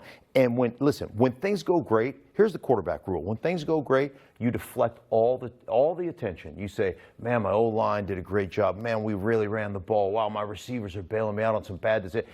And when things go wrong, you got to take 100% of the blame. You've got to own it. That's the job. And if you can't do that, you lose respect in the locker room. When you start saying, when you start acting like a French waiter and use we all the time when you guys lose, you suck. Like that, that you're not good. And that's the problem, man. You gotta grow up. Yeah, we of course playing football after a very strange week with the Tua injury and the concussions. And we'll get to that in 1 second. J.J. Watt, who seemingly is one of the most popular guys in the league from fans and, of course, fellow players, put this really strange tweet out where he said, I was told somebody leaked some personal info about me, and it's going to be reported on today. I think it was our own Jay Glazer who had the story on the Fox pregame show. I went into AFib on Wednesday, had my heart shocked back into rhythm on Thursday. I'm playing today. That's it. Now, I'm never going to tell another man how to live his life. It's not my business to. But I'm going to point out the hypocrisy of everyone that came on the TV and the radio last week yelling and screaming about how the NFL didn't do enough to protect Tua and how Tua never should have played, and let's fire doctors and throw coaches under the bus because we all care so much about the well-being of a football player. Where's the outcry that a guy who just had his heart shocked back into normal rhythm is playing a violent sport 24, 48 hours later? Everybody applauded it. Oh, he's a warrior. He's a tough guy. He's a man's man. So I did research on it. You may know more with this than I do, so I respect that. But how do we allow a guy who had an irregular heartbeat, had it shocked back into rhythm, to play a football game 48 hours later, and nobody's got a problem with that? We're celebrating it. Now, J.J. Watt's going to do what's good for him, and no one should tell him not to do what he wants to do. It's good for him. But Tua did the same thing. He wanted to play football. He played football. He put himself in harm's way. J.J. Watt did the same damn thing, and nobody's got a problem with it. Yeah, J.J. Watt, well, I struggled with AFib last year. I've had multiple cardioversions, is what they call that, when they shock you back into rhythm. I've also had an ablation where they basically put lesions all on the top of your heart to scar it over so it cuts out the faulty electrical signal that puts your heart out of rhythm. So I've had a bunch of stuff done. So you know what's going on. I know what's going on. Here's the bottom line. I don't know, because once you shock it back into rhythm, you're back in rhythm. It's not like you're, they knock you out, they put 360 joules of electricity. You get burn marks on your chest and on your back from having that done. But once you're back in rhythm, you're back in rhythm. I don't know that playing a football game is going to get you out of rhythm. Here's the issue that I have. A player's going to play. Man, I checked myself. I had a surgery on a Sunday night, checked myself out of the hospital, drove to the stadium, and started against the Raiders Monday night, beat them 27-0. And nobody stopped you. No, absolutely not. The Raiders didn't. No, the Raiders certainly didn't. But that's, as a football player, you know what we do? We play football. Play football, right? Right. That's what we do. That's our livelihood. But the outrage over Tua was it was too easy. It was a lazy narrative. Here's the deal. As the medical profession, you have to be the gatekeeper. Right? You have to be. In other words, I got to be the adult in the room to stop you, because I'm going to play regard. I've done things to myself playing football that there's not one doctor in the world that will allow their child to do that. Sure. There's not one. There's not one doctor would say, yeah, you're okay. I'll let you do that. They would say, absolutely not. I care too much about you as a human. And that's what we have. We have to start looking. And I understand that it's a violent sport, and I understand that's what we do for a living, and we gladly accept that. I wanted to play that. It is what it is. But when it comes to serious life-threatening and life-changing events, that's when somebody has to be an adult. There's got to be somebody that's an adult. And you can speak this as you have better than me. Do you think somebody should have said to JJ, wait a week? Let's just make sure everything's good? Because I know AFib comes with a lot of other risks, blood clot among them, cardiac arrest, all these things, because you just don't know what how it's going to react to it. Do you think, and he got through it, that someone should have said, well, not today? The way it's presented. And I don't have enough information on what the possible side effects are. What they say is, and they always use the word reasonable. I think if we put you out there, there's a reasonable chance that everything is going to be fine, right? And you're like, okay, that's good enough for me as a player, right? I'm gonna play. Right, I'm going to play. Reasonable? Sounds good. Yeah, I don't know what reasonable means. I don't know how to define reasonable, right? I mean, when you have a surgery, the surgery on a Monday and you go back out and play on the next Sunday, right? Is that reasonable? Probably not for anybody else in America. It's not reasonable. But for me, it was reasonable. And that's the word I heard, and I was like, okay, I'm good. Good enough. And you famously had like 28 of those surgeries and played through 29. Who's counting? 29. Me, apparently. He's counting. Apparently. He's got a little nonsense. It's me that's counting. Well done. All right, listen, Chiefs-Bucks yesterday. Did it live up to the hype? Kinda. Sorta. Brady did. He always does. More on that game right after this on FS1.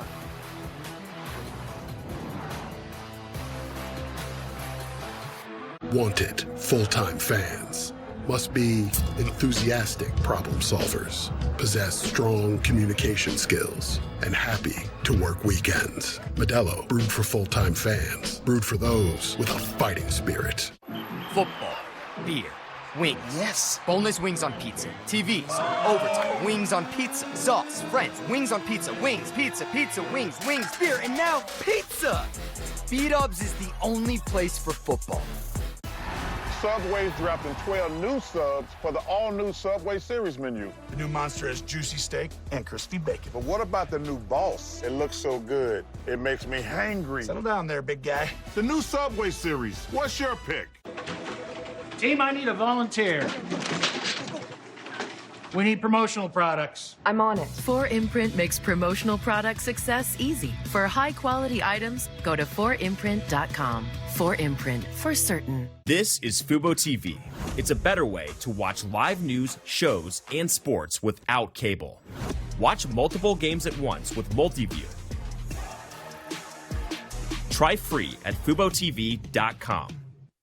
Hi, I'm Ted Ligety, 2-time Olympic gold medalist and 5-time world champion. Buying or selling a home is a huge decision. You need to win. It means everything for you and your family. I've won a lot, and I know how important it is to work with a great team. That's why I trust HomeLight. HomeLight works with the best local real estate agents, proven winners. Over 1 million people have used HomeLight to sell their home faster and for more money.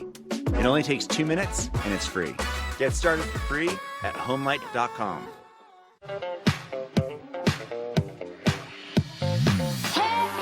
We got soul, oh yeah, we got soul.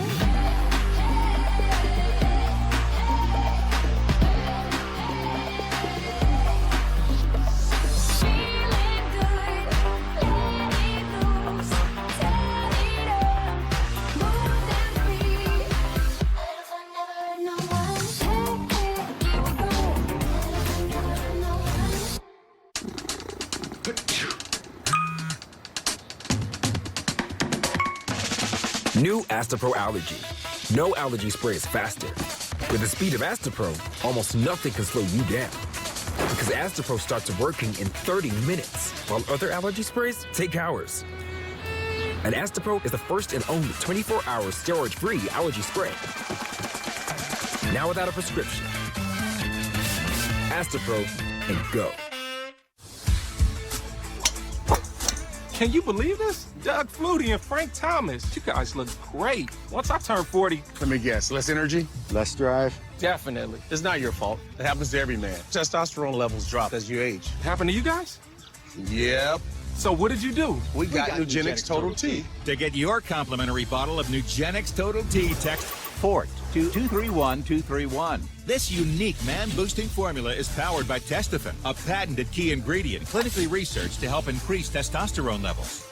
That does it. I gotta get Nugenix. Just send a text for a complimentary bottle. And by the way, she'll like it too. Get your complimentary bottle of Nugenix now. Text FORT to 231-231. Text now and we'll include a bottle of Nugenix Thermo, our most powerful fat incinerator ever, with key ingredients to help you get back in shape fast. Absolutely free. That's FORT to 231-231.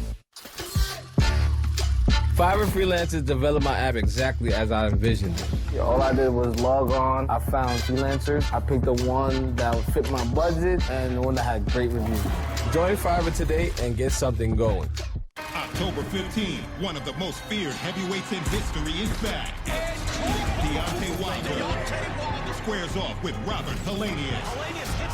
Plus, Caleb Plant, Anthony Durrell, and more. Saturday, October 15th, live on pay-per-view. Buy now on the Fox Sports app and watch on any screen you want.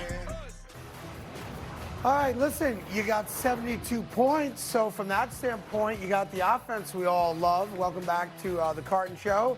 Cody Decker, of course, Mark Schlereth. And you got the Chiefs beating the Buccaneers 41-31. And you got to a point where it was the Brady Show, which normally means that they're going to win every game. But in this case, they didn't. They were down early.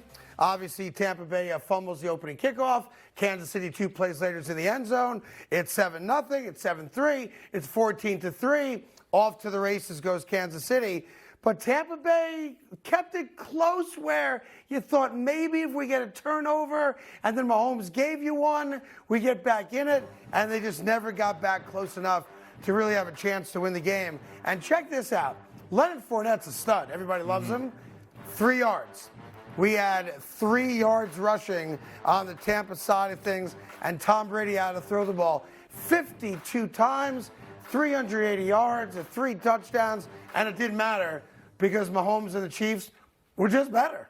Yeah. Period, stop. Well, yeah, I mean, one, that's not a recipe for success. You just can't drop back and throw it 53 times or 52 times.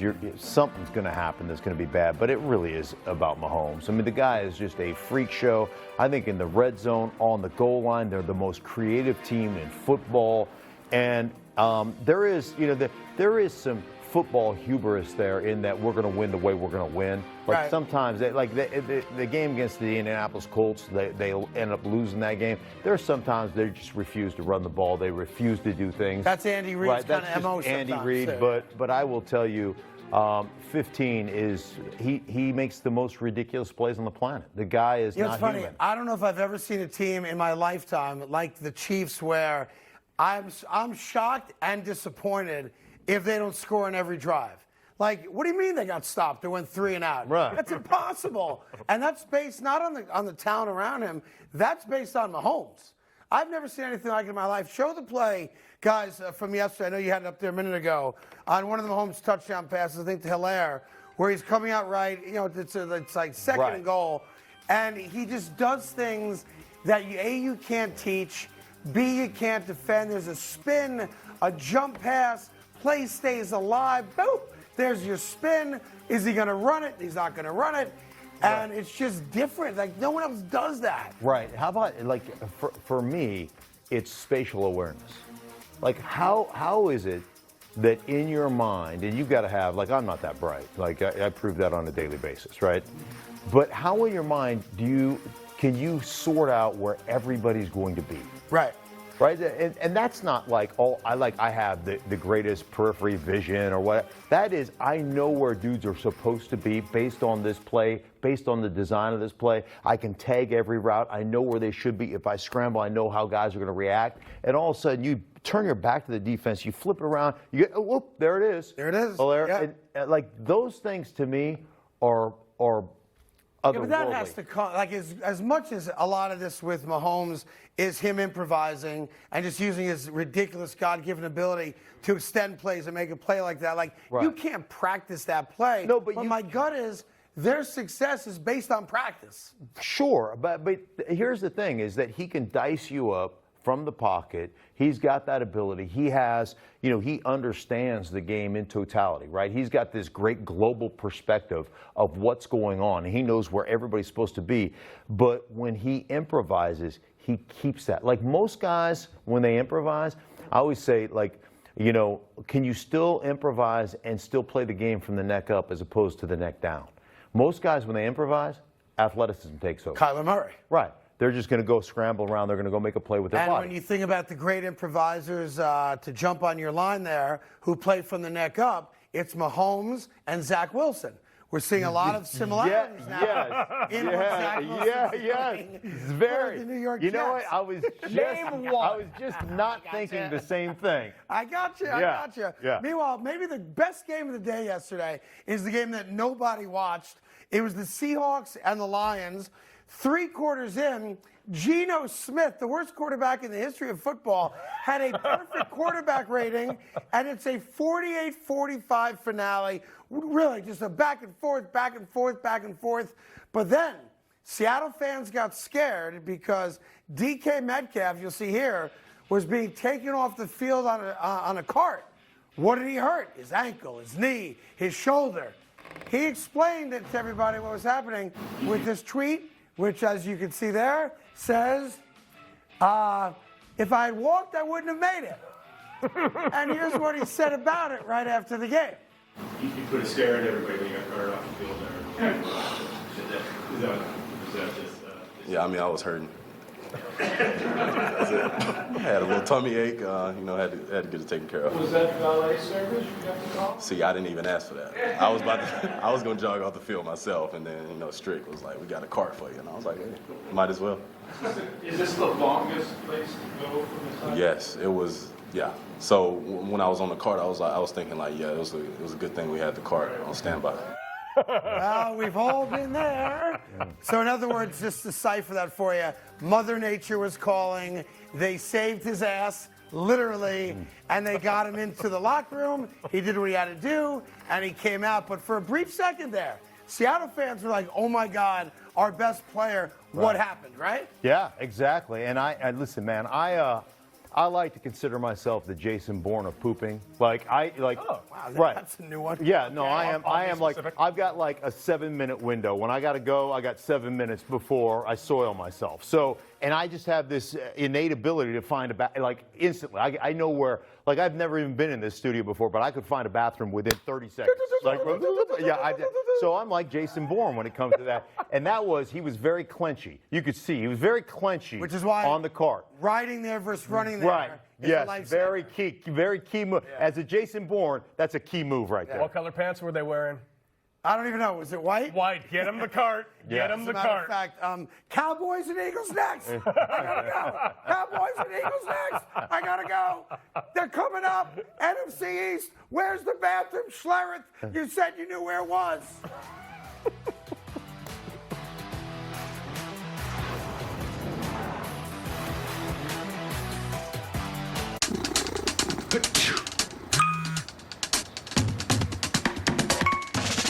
New Astapro Allergy. No allergy spray is faster. With the speed of Astapro, almost nothing can slow you down. Because Astapro starts working in 30 minutes, while other allergy sprays take hours. And Astapro is the first and only 24-hour steroid-free allergy spray. Now without a prescription. Astapro and go. Next in Market Watch, numbers. Boring. In more delicious news, Carl's Jr. and Hardee's are offering charbroiled double deals starting at $2.99 each. Bite into these double deals starting at $2.99 each at Carl's Jr. and Hardee's. Gillette presents the Gillette Labs with Exfoliating Bar, a razor designed to take the hassle out of your routine with effortless shaving in one efficient stroke. The bar and the handle removes unseen dirt and debris that gets in the way of the blades, so nothing gets between you and a quick and easy shave. And you get it all with a lifetime warranty. Gillette, the best a man can get. Can you believe this? Doug Flutie and Frank Thomas. You guys look great. Once I turn 40... Let me guess, less energy, less drive? Definitely. It's not your fault. It happens to every man. Testosterone levels drop as you age. Happened to you guys? Yep. So what did you do? We got Nugenix Total T. To get your complimentary bottle of Nugenix Total T, text FORT to 231-231. This unique man-boosting formula is powered by Testofen, a patented key ingredient clinically researched to help increase testosterone levels. That does it. I gotta get Nugenix. Just send a text for a complimentary bottle. And by the way, she'll like it too. Get your complimentary bottle of Nugenix now. Text FORT to 231-231. Text now and we'll include a bottle of Nugenix Thermo, our most powerful fat incinerator ever, with key ingredients to help you get back in shape fast. Absolutely free. That's FORT to 231-231. This is Sandra. She gets her financial advice from her mother. This is Tony, who gets his financial advice from his old college roommate. And this is where Frank used to sit. He got smart about retirement at smartasset.com. They matched him with vetted fiduciary financial advisors to help turn his retirement priorities into a retirement reality. Everybody sure misses Frank. Can someone get that? smartasset.com. Take our free quiz and be matched with up to 3 vetted financial advisors. Get smart about retirement. If you watch football on TV, you need Fubo TV.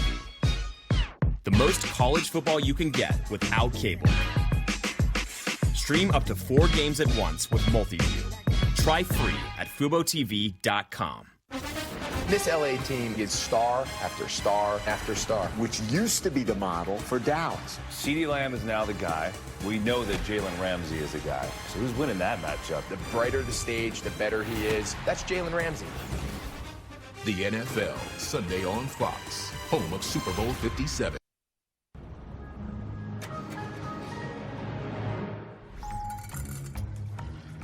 Bum, bum, bum, bum.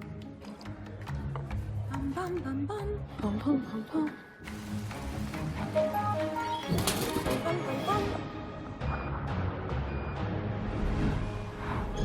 Bum, bum, bum, bum. Bum, bum, bum. The technology inside, the technology that moves the world. Intel. #1 for price for 5 years running. Oh, really? Didn't know it was a competition. My name is Dana. Low prices make you the real winner, Dana. Right. Ripe. Ripe. Good ripe avocado.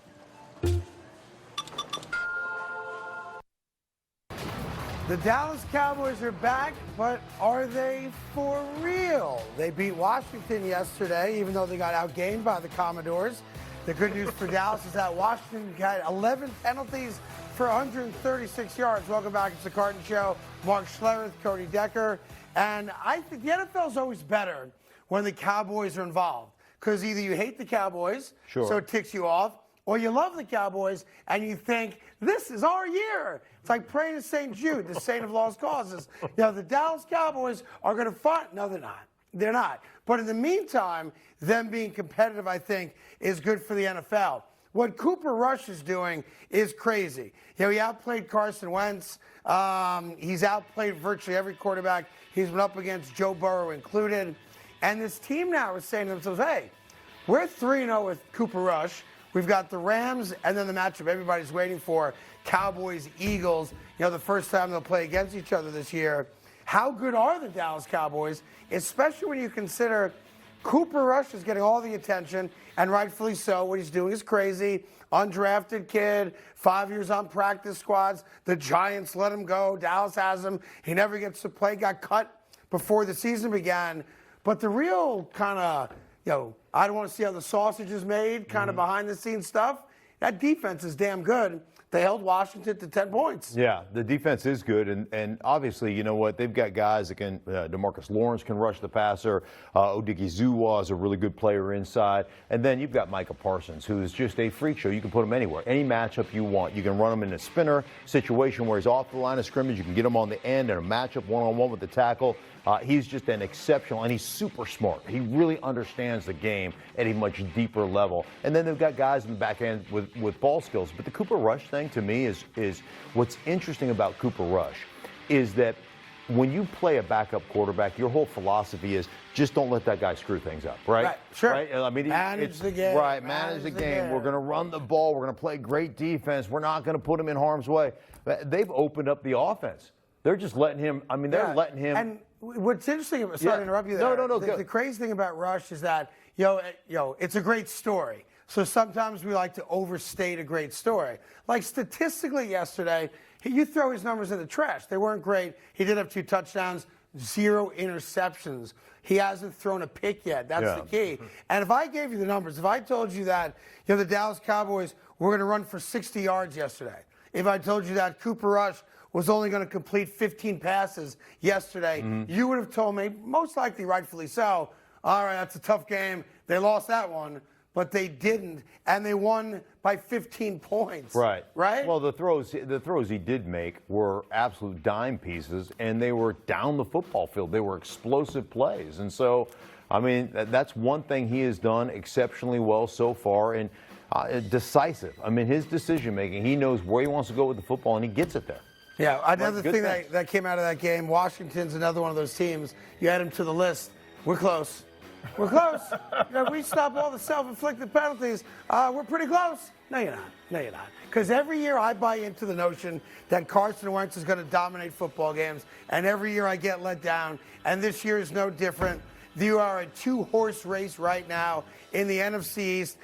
Well, pardon me, how dare I forget the Eagles? I had it as the Giants and the Cowboys, but the Eagles are 4-0, and they are the class of the NFC East. They're the best all-around team, but the New York Giants start, sneaking in 3-1, game back, tied with the Dallas Cowboys. And at some point, you're going to have to take them for real, too. At some point, they'll be 3-7.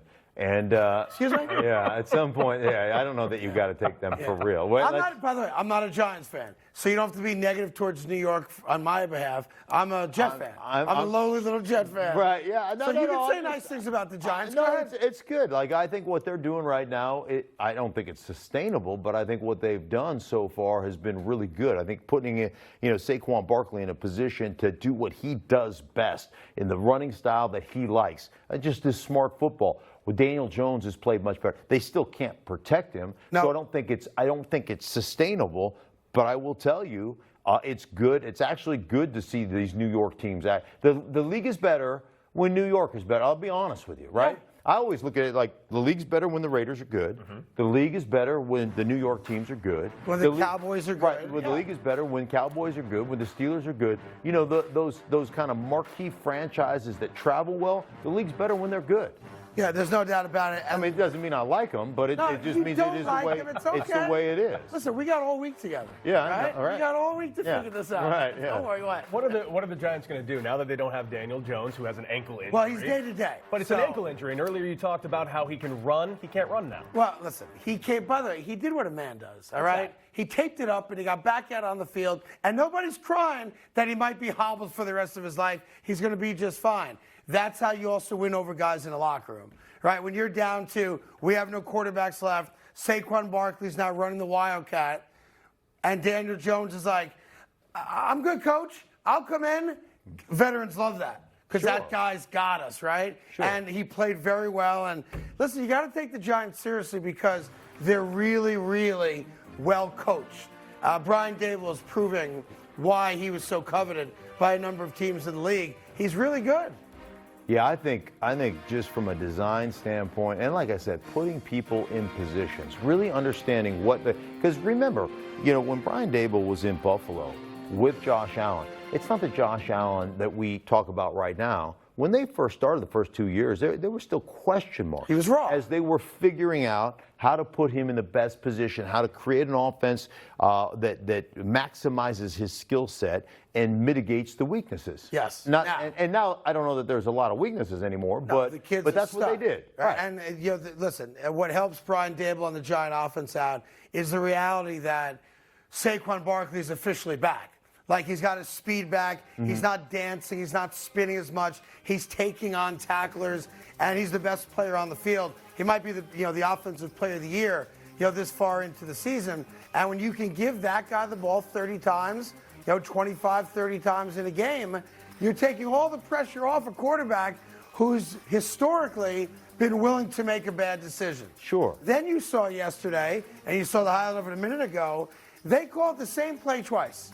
And it was a naked bootleg for Daniel Jones around the left side, and both times he walked into the end zone. So you're right. They are calling plays to maximize on what his strengths are. He's not throwing the ball 35 times a game because that brings problems up. Plus, the New York Giants are 3-1. The average NFL fan today couldn't tell you 2 wide receivers on the Giants roster, and none of them are on your fantasy team, that's for sure. So how are they doing it? Good defense, not even great. Right. Good defense, really good coaching, and doing all the little things, clock management, how to take advantage of the guys we have. And 3-1, you can't be a bad team at 3-1. Put Saquon Barkley back in a system, that wide zone where he can press, cut back, press, get to the outside. He's got that skill set. He's so fast. He's deceptive, and then he's got that ability to have that wiggle and that cutback. And all of a sudden, the last couple of years, we don't like that system here. You know, because Bill Belichick likes to run downhill, north and south. So we're going to put a gap system in where that's not what he ever did. Right. So, and you're like, well, just learn how to do it. Just do it this way, as opposed to going, no, that's not really what he is. Doesn't fit our personnel. Right. And Brian Dable looks at it and goes, well, this is what you like to do. This is what you're really good at. Again, you know, I mean, it's not. Sometimes we make it so complicated. Right. It's not. Here's the thing I love about football. It's both the juxtaposition of simplicity and complexity, both at the same time. Football is really, really complex, and it's super, super simple, all at the same time. People have said that about me, too. They've said that super, super simple? No, they've said that part, the super, super simple? He's simple and he's complex, all at the very same time. So complex. Can the Giants hang with the Eagles 4 weeks in? Yeah, I think they can. I know the Eagles are the best team in football today, and I would say they're the most complete team.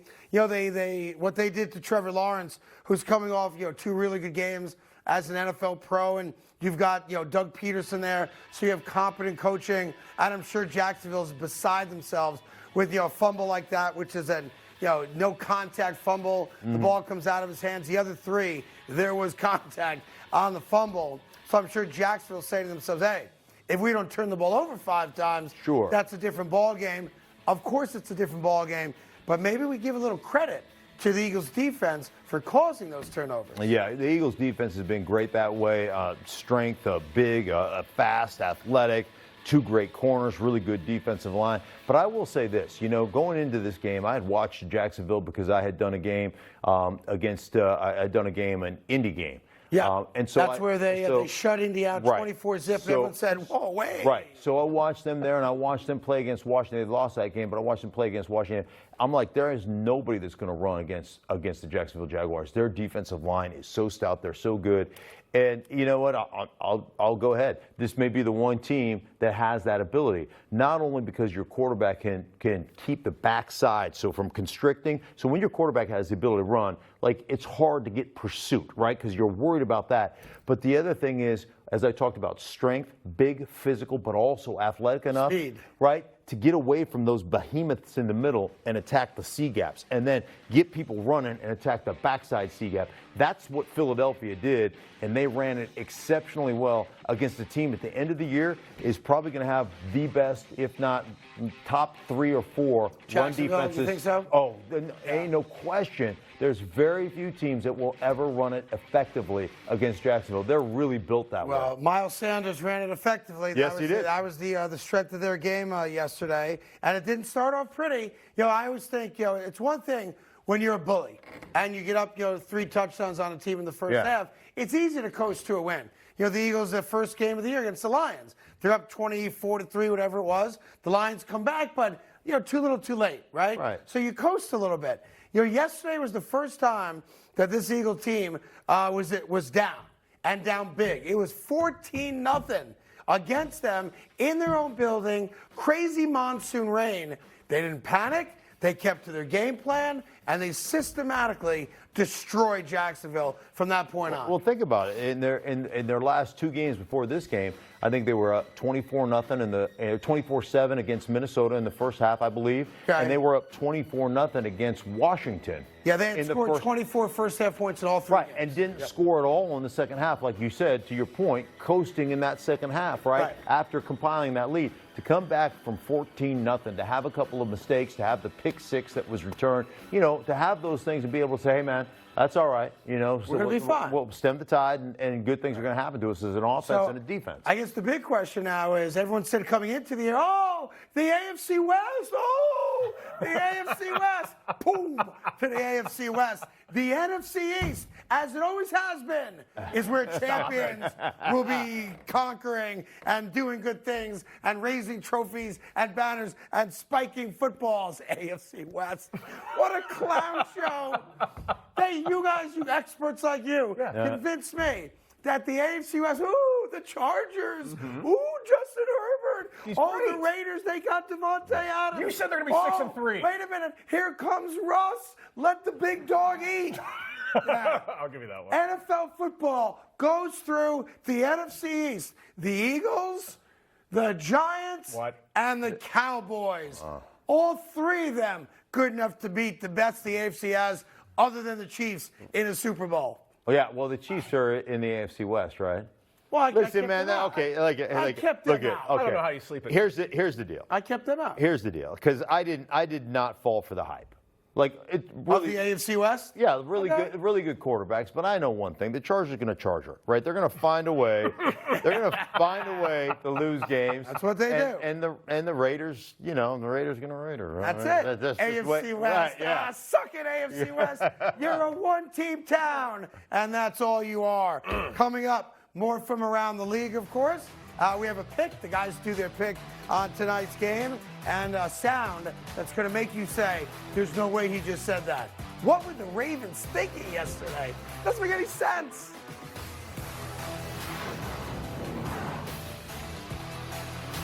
The redesigned Corona Slim can, named after yours truly. Slim is one of my old nicknames. You better ask somebody. Might as well call them Snoop cans. You like that? You know why I love Halloween? Why? People give me Kit Kats for free. Son, you're 8. All your Kit Kats are free. Happy Halloween! Have a break, have a Kit Kat. Family is just very important. She's my sister, and we depend on each other a lot. She's the rock of the family. She's the person who holds everything together.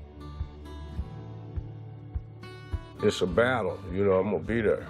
Keytruda and chemotherapy been treated my cancer with 2 different types of medicine. In a clinical trial, Keytruda and chemotherapy was proven to help people live longer than chemotherapy alone. Keytruda is used to treat more patients with advanced lung cancer than any other immunotherapy. Keytruda may be used with certain chemotherapies as your first treatment. If you have advanced non-squamous non-small cell lung cancer and you do not have an abnormal EGFR or ALK gene, Keytruda helps your immune system fight cancer, but can also cause your immune system to attack healthy parts of your body.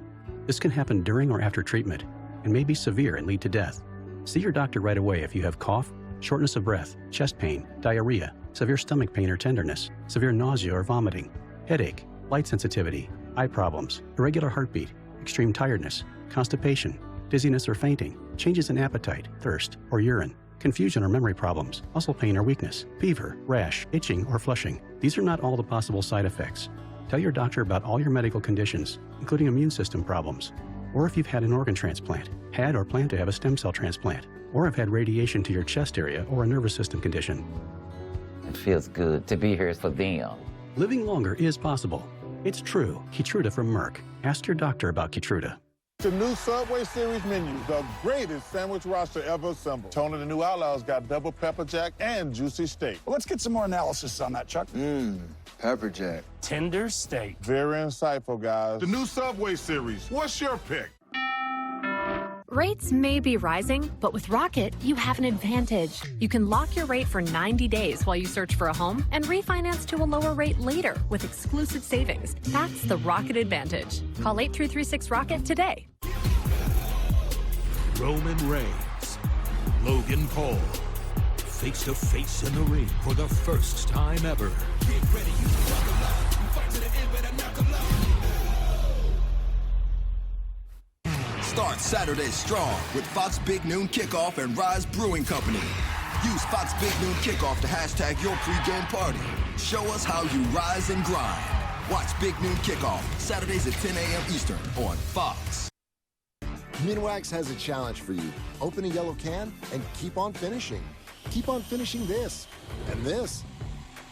Oh, and in here. That looks good. With Minwax, you can keep on finishing this and these. What do you think? Love it. And I love this too. And now at Menards, get 11% off all Minwax stains so you can create the custom looks you need to keep on finishing. Get it at Menards. Every search you make, every click you take, I'll be watching you. Get more privacy in your existing inbox and keep your email address secret with DuckDuckGo.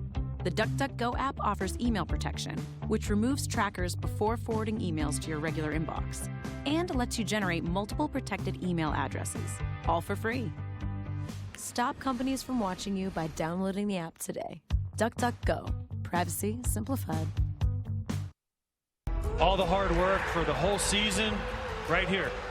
This October on Fox and FS1, the National League's biggest stars lead their teams in a fight for the crown.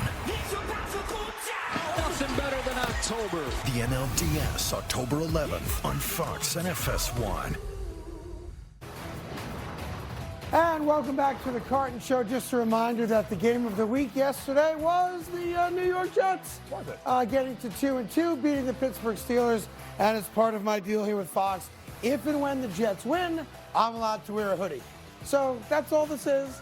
It's me supporting my team, wearing clothes that I normally like to wear. You know what? You are not going to have to take that to the wash because you're going to wear it 2 more times. For the year? For the year, yeah. You're going to get 2 more.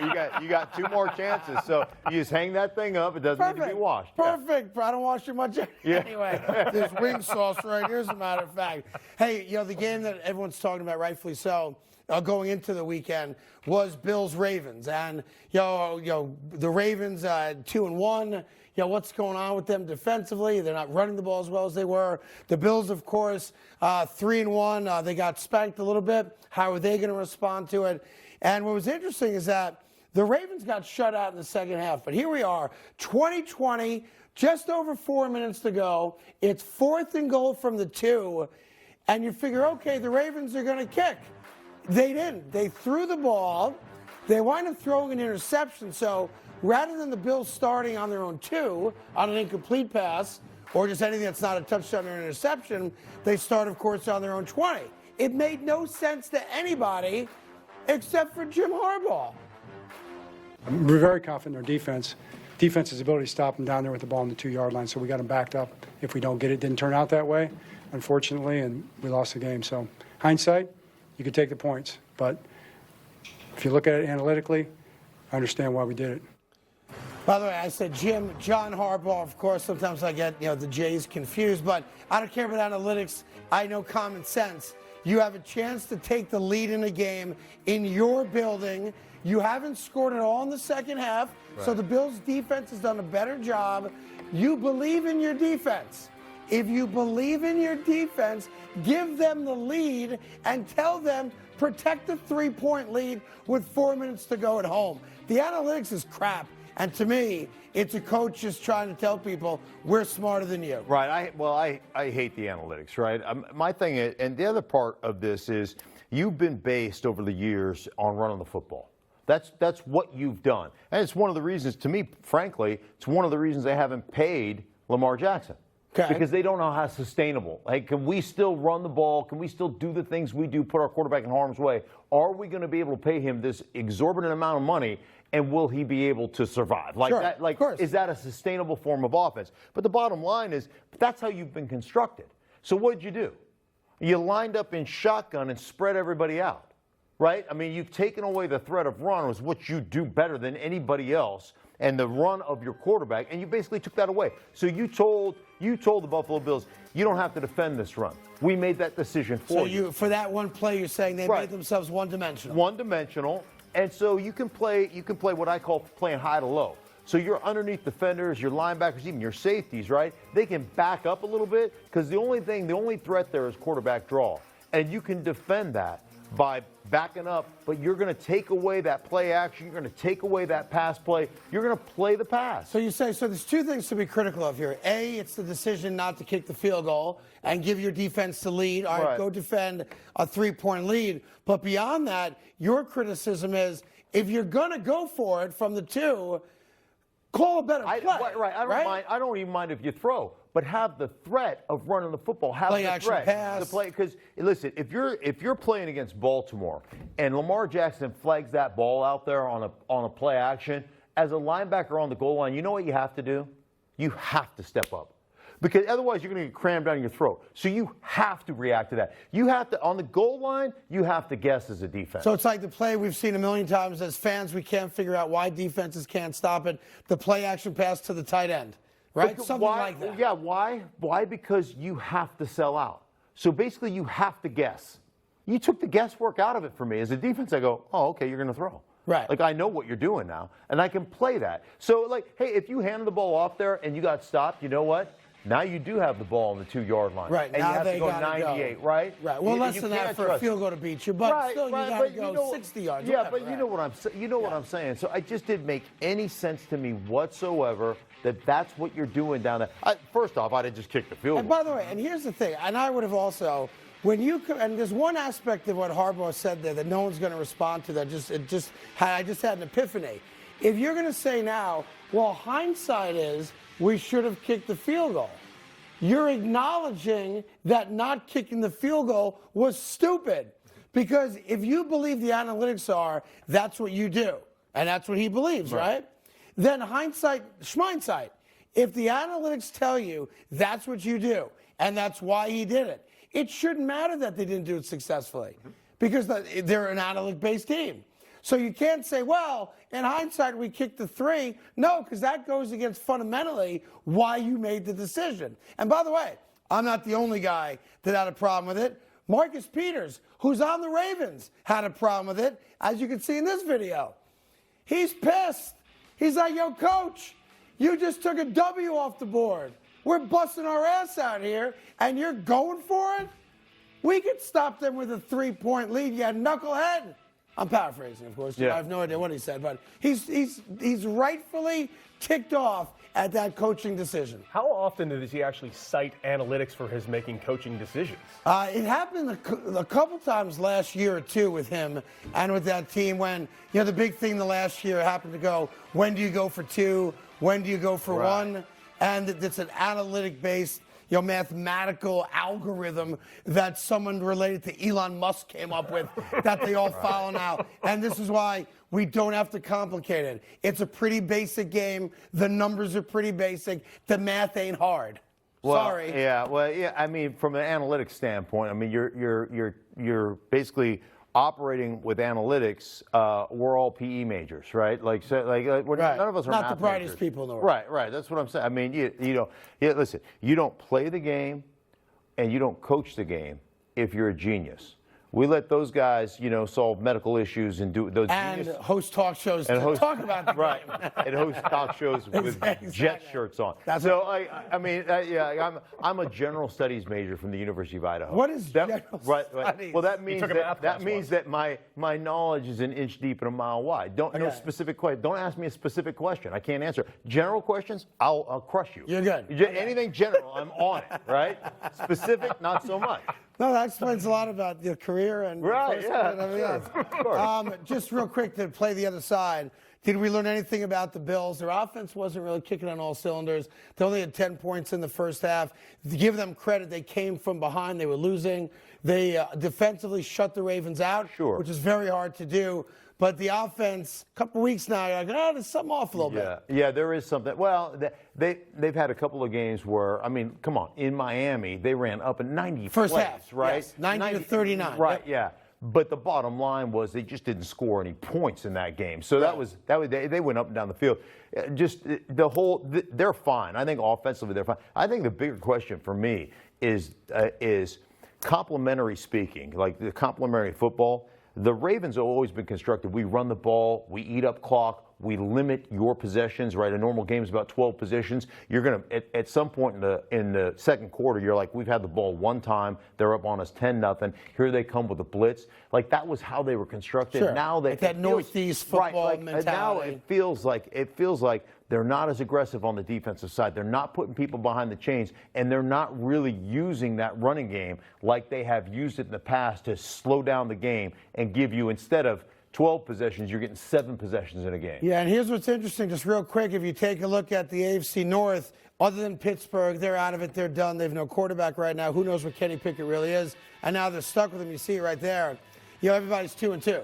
Right. So it's why Joe Burrow said a couple weeks ago, take a deep breath. Just relax a little bit. We're going to be fine. Like, we lost to Pittsburgh on a blocked extra point. Right. We lost to Dallas. Cooper Rush had a nice drive at the end. We could very well be 4-0. And then you wake up, you're a Cincinnati Bengal fan, and you were 0-2. You're a game away, albeit against the Jets with Joe Flacco, of going 0-3. And now you're in first place in the division, and everything's okay again. So that division is very interesting to me right now. Yeah, and Joe Burrow, I mean, that guy's all balls. He's just all balls. Like, dude is as cool as there is. And I tell you what, for a dude, I've never seen a dude get hit as much as that dude. And he's not a big kid. He's not big like Flacco, Roethlisberger. He's not that thick. He doesn't flinch. Yeah. Like there's at some point your mechanics have to speed up. At some point you have to get a little bit skittish. And no, nothing. He just stands there and takes it. The guy, I think he's amazing. I love watching him play. Russ, that's your guy. All right, later in this week, we're going to find out who else is on that list of guys that make Mark Schlereth happy. Before we do that, though, we have I know it's not me. We have one game left. It's Rams and Niners. Rams have not been great offensively yet, considering all the firepower they have. They started getting some more wide receivers into the mix the last couple of weeks at least. And the Niners, try to figure the Niners out, right? Jimmy G and the Niners. I assume they've given him a playbook by now, but I'm not 100% positive. Handicap this game a little bit. A lot of people think, Rams in a wash, but no, I think otherwise. Yeah, I do too. I think I'll take the Niners at home. The Niners defensively, at the end of the day, they're going to be a top 5 defense. They're really good. They're very simplistic, but they're very good at what they do. I think their linebacking core is amazing. Their defensive line, the rotation is really good. And Jimmy G, let's face it, he wasn't even going to the meetings in camp, right? He was throwing. No joke. He didn't have a playbook. For week 1. Right. Yeah. I mean, he wasn't going to the meetings. He was thrown to the training staff. Off campus. Like he was going off campus on them. Last week, notwithstanding, wasn't very good. I think this offense will start to settle in. Kittle came back last week. He wasn't 100%. This offense will settle in. I think Jimmy G will be fine. I like the Niners. Yeah, it's funny. They're averaging about 15 points a game. That ain't going to cut it against the Rams. It's just not. No. And the Rams have not played, quote-unquote, Rams football yet. Like, they're due for an explosion. Whether or not it happens tonight, I'm not saying it will. But, you can't score 15 points a week and expect to win a lot of games in the NFL unless you're playing the Broncos, of course. Yeah, at some point they're going to go DK Metcalf. An explosion. Yeah. They'll have an offensive explosion. So at some point, I'm not exactly sure. I'm not sure when it's coming. It's coming. Somebody's got a tummy ache. And remember this. This is your plan for. I know it's early. We're at the quarter pole. But if San Francisco beats them tonight, the entire division is 2-2. Everybody's in first place, everybody's in last place, and it's anybody's division to win. It's not a great division, but you have a chance now because the division's not all that great, literally 4 weeks into the season. So the staff likes to put together a pick. As you know, I don't get involved. My only advice is if you're going to gamble, have a plan, stick to that plan, never chase losses. If you lose, live to fight another day, and always bet the amount of money that you can afford to lose, because it's more likely that you're going to lose than you're going to win. With that, staff picks from Cody. What do you like? 49ers favored at home by 1.5 points, and we are going 49ers. Jimmy G, and let's face it, Shanahan's calling plays that do not suck tonight. This is the night. I hope so, because if he does, Jimmy G's going to be in that same fraternity that Baker Mayfield's in right now, right? The fraternity. You're inviting him in? Oh, yeah. You're I'm the president of the fraternity, as you know. He's good looking enough. Yeah, overrated people. That's all. You love Jimmy G. Better looking. Okay, handsome off. Brady, Jimmy G. Handsome off. Go. Oh, Tom Brady, please. Tom Brady's the best looking guy on the planet. He's the best father, the best husband, the best player. American. He's the best everything. I'm just so glad football's back. Enjoy tonight's game. Thank you to Mark Schlereth. He's here all week. Cody Decker, of course. We got lots cooking, and the date continues for you. All NFL all the time, right here on FS1.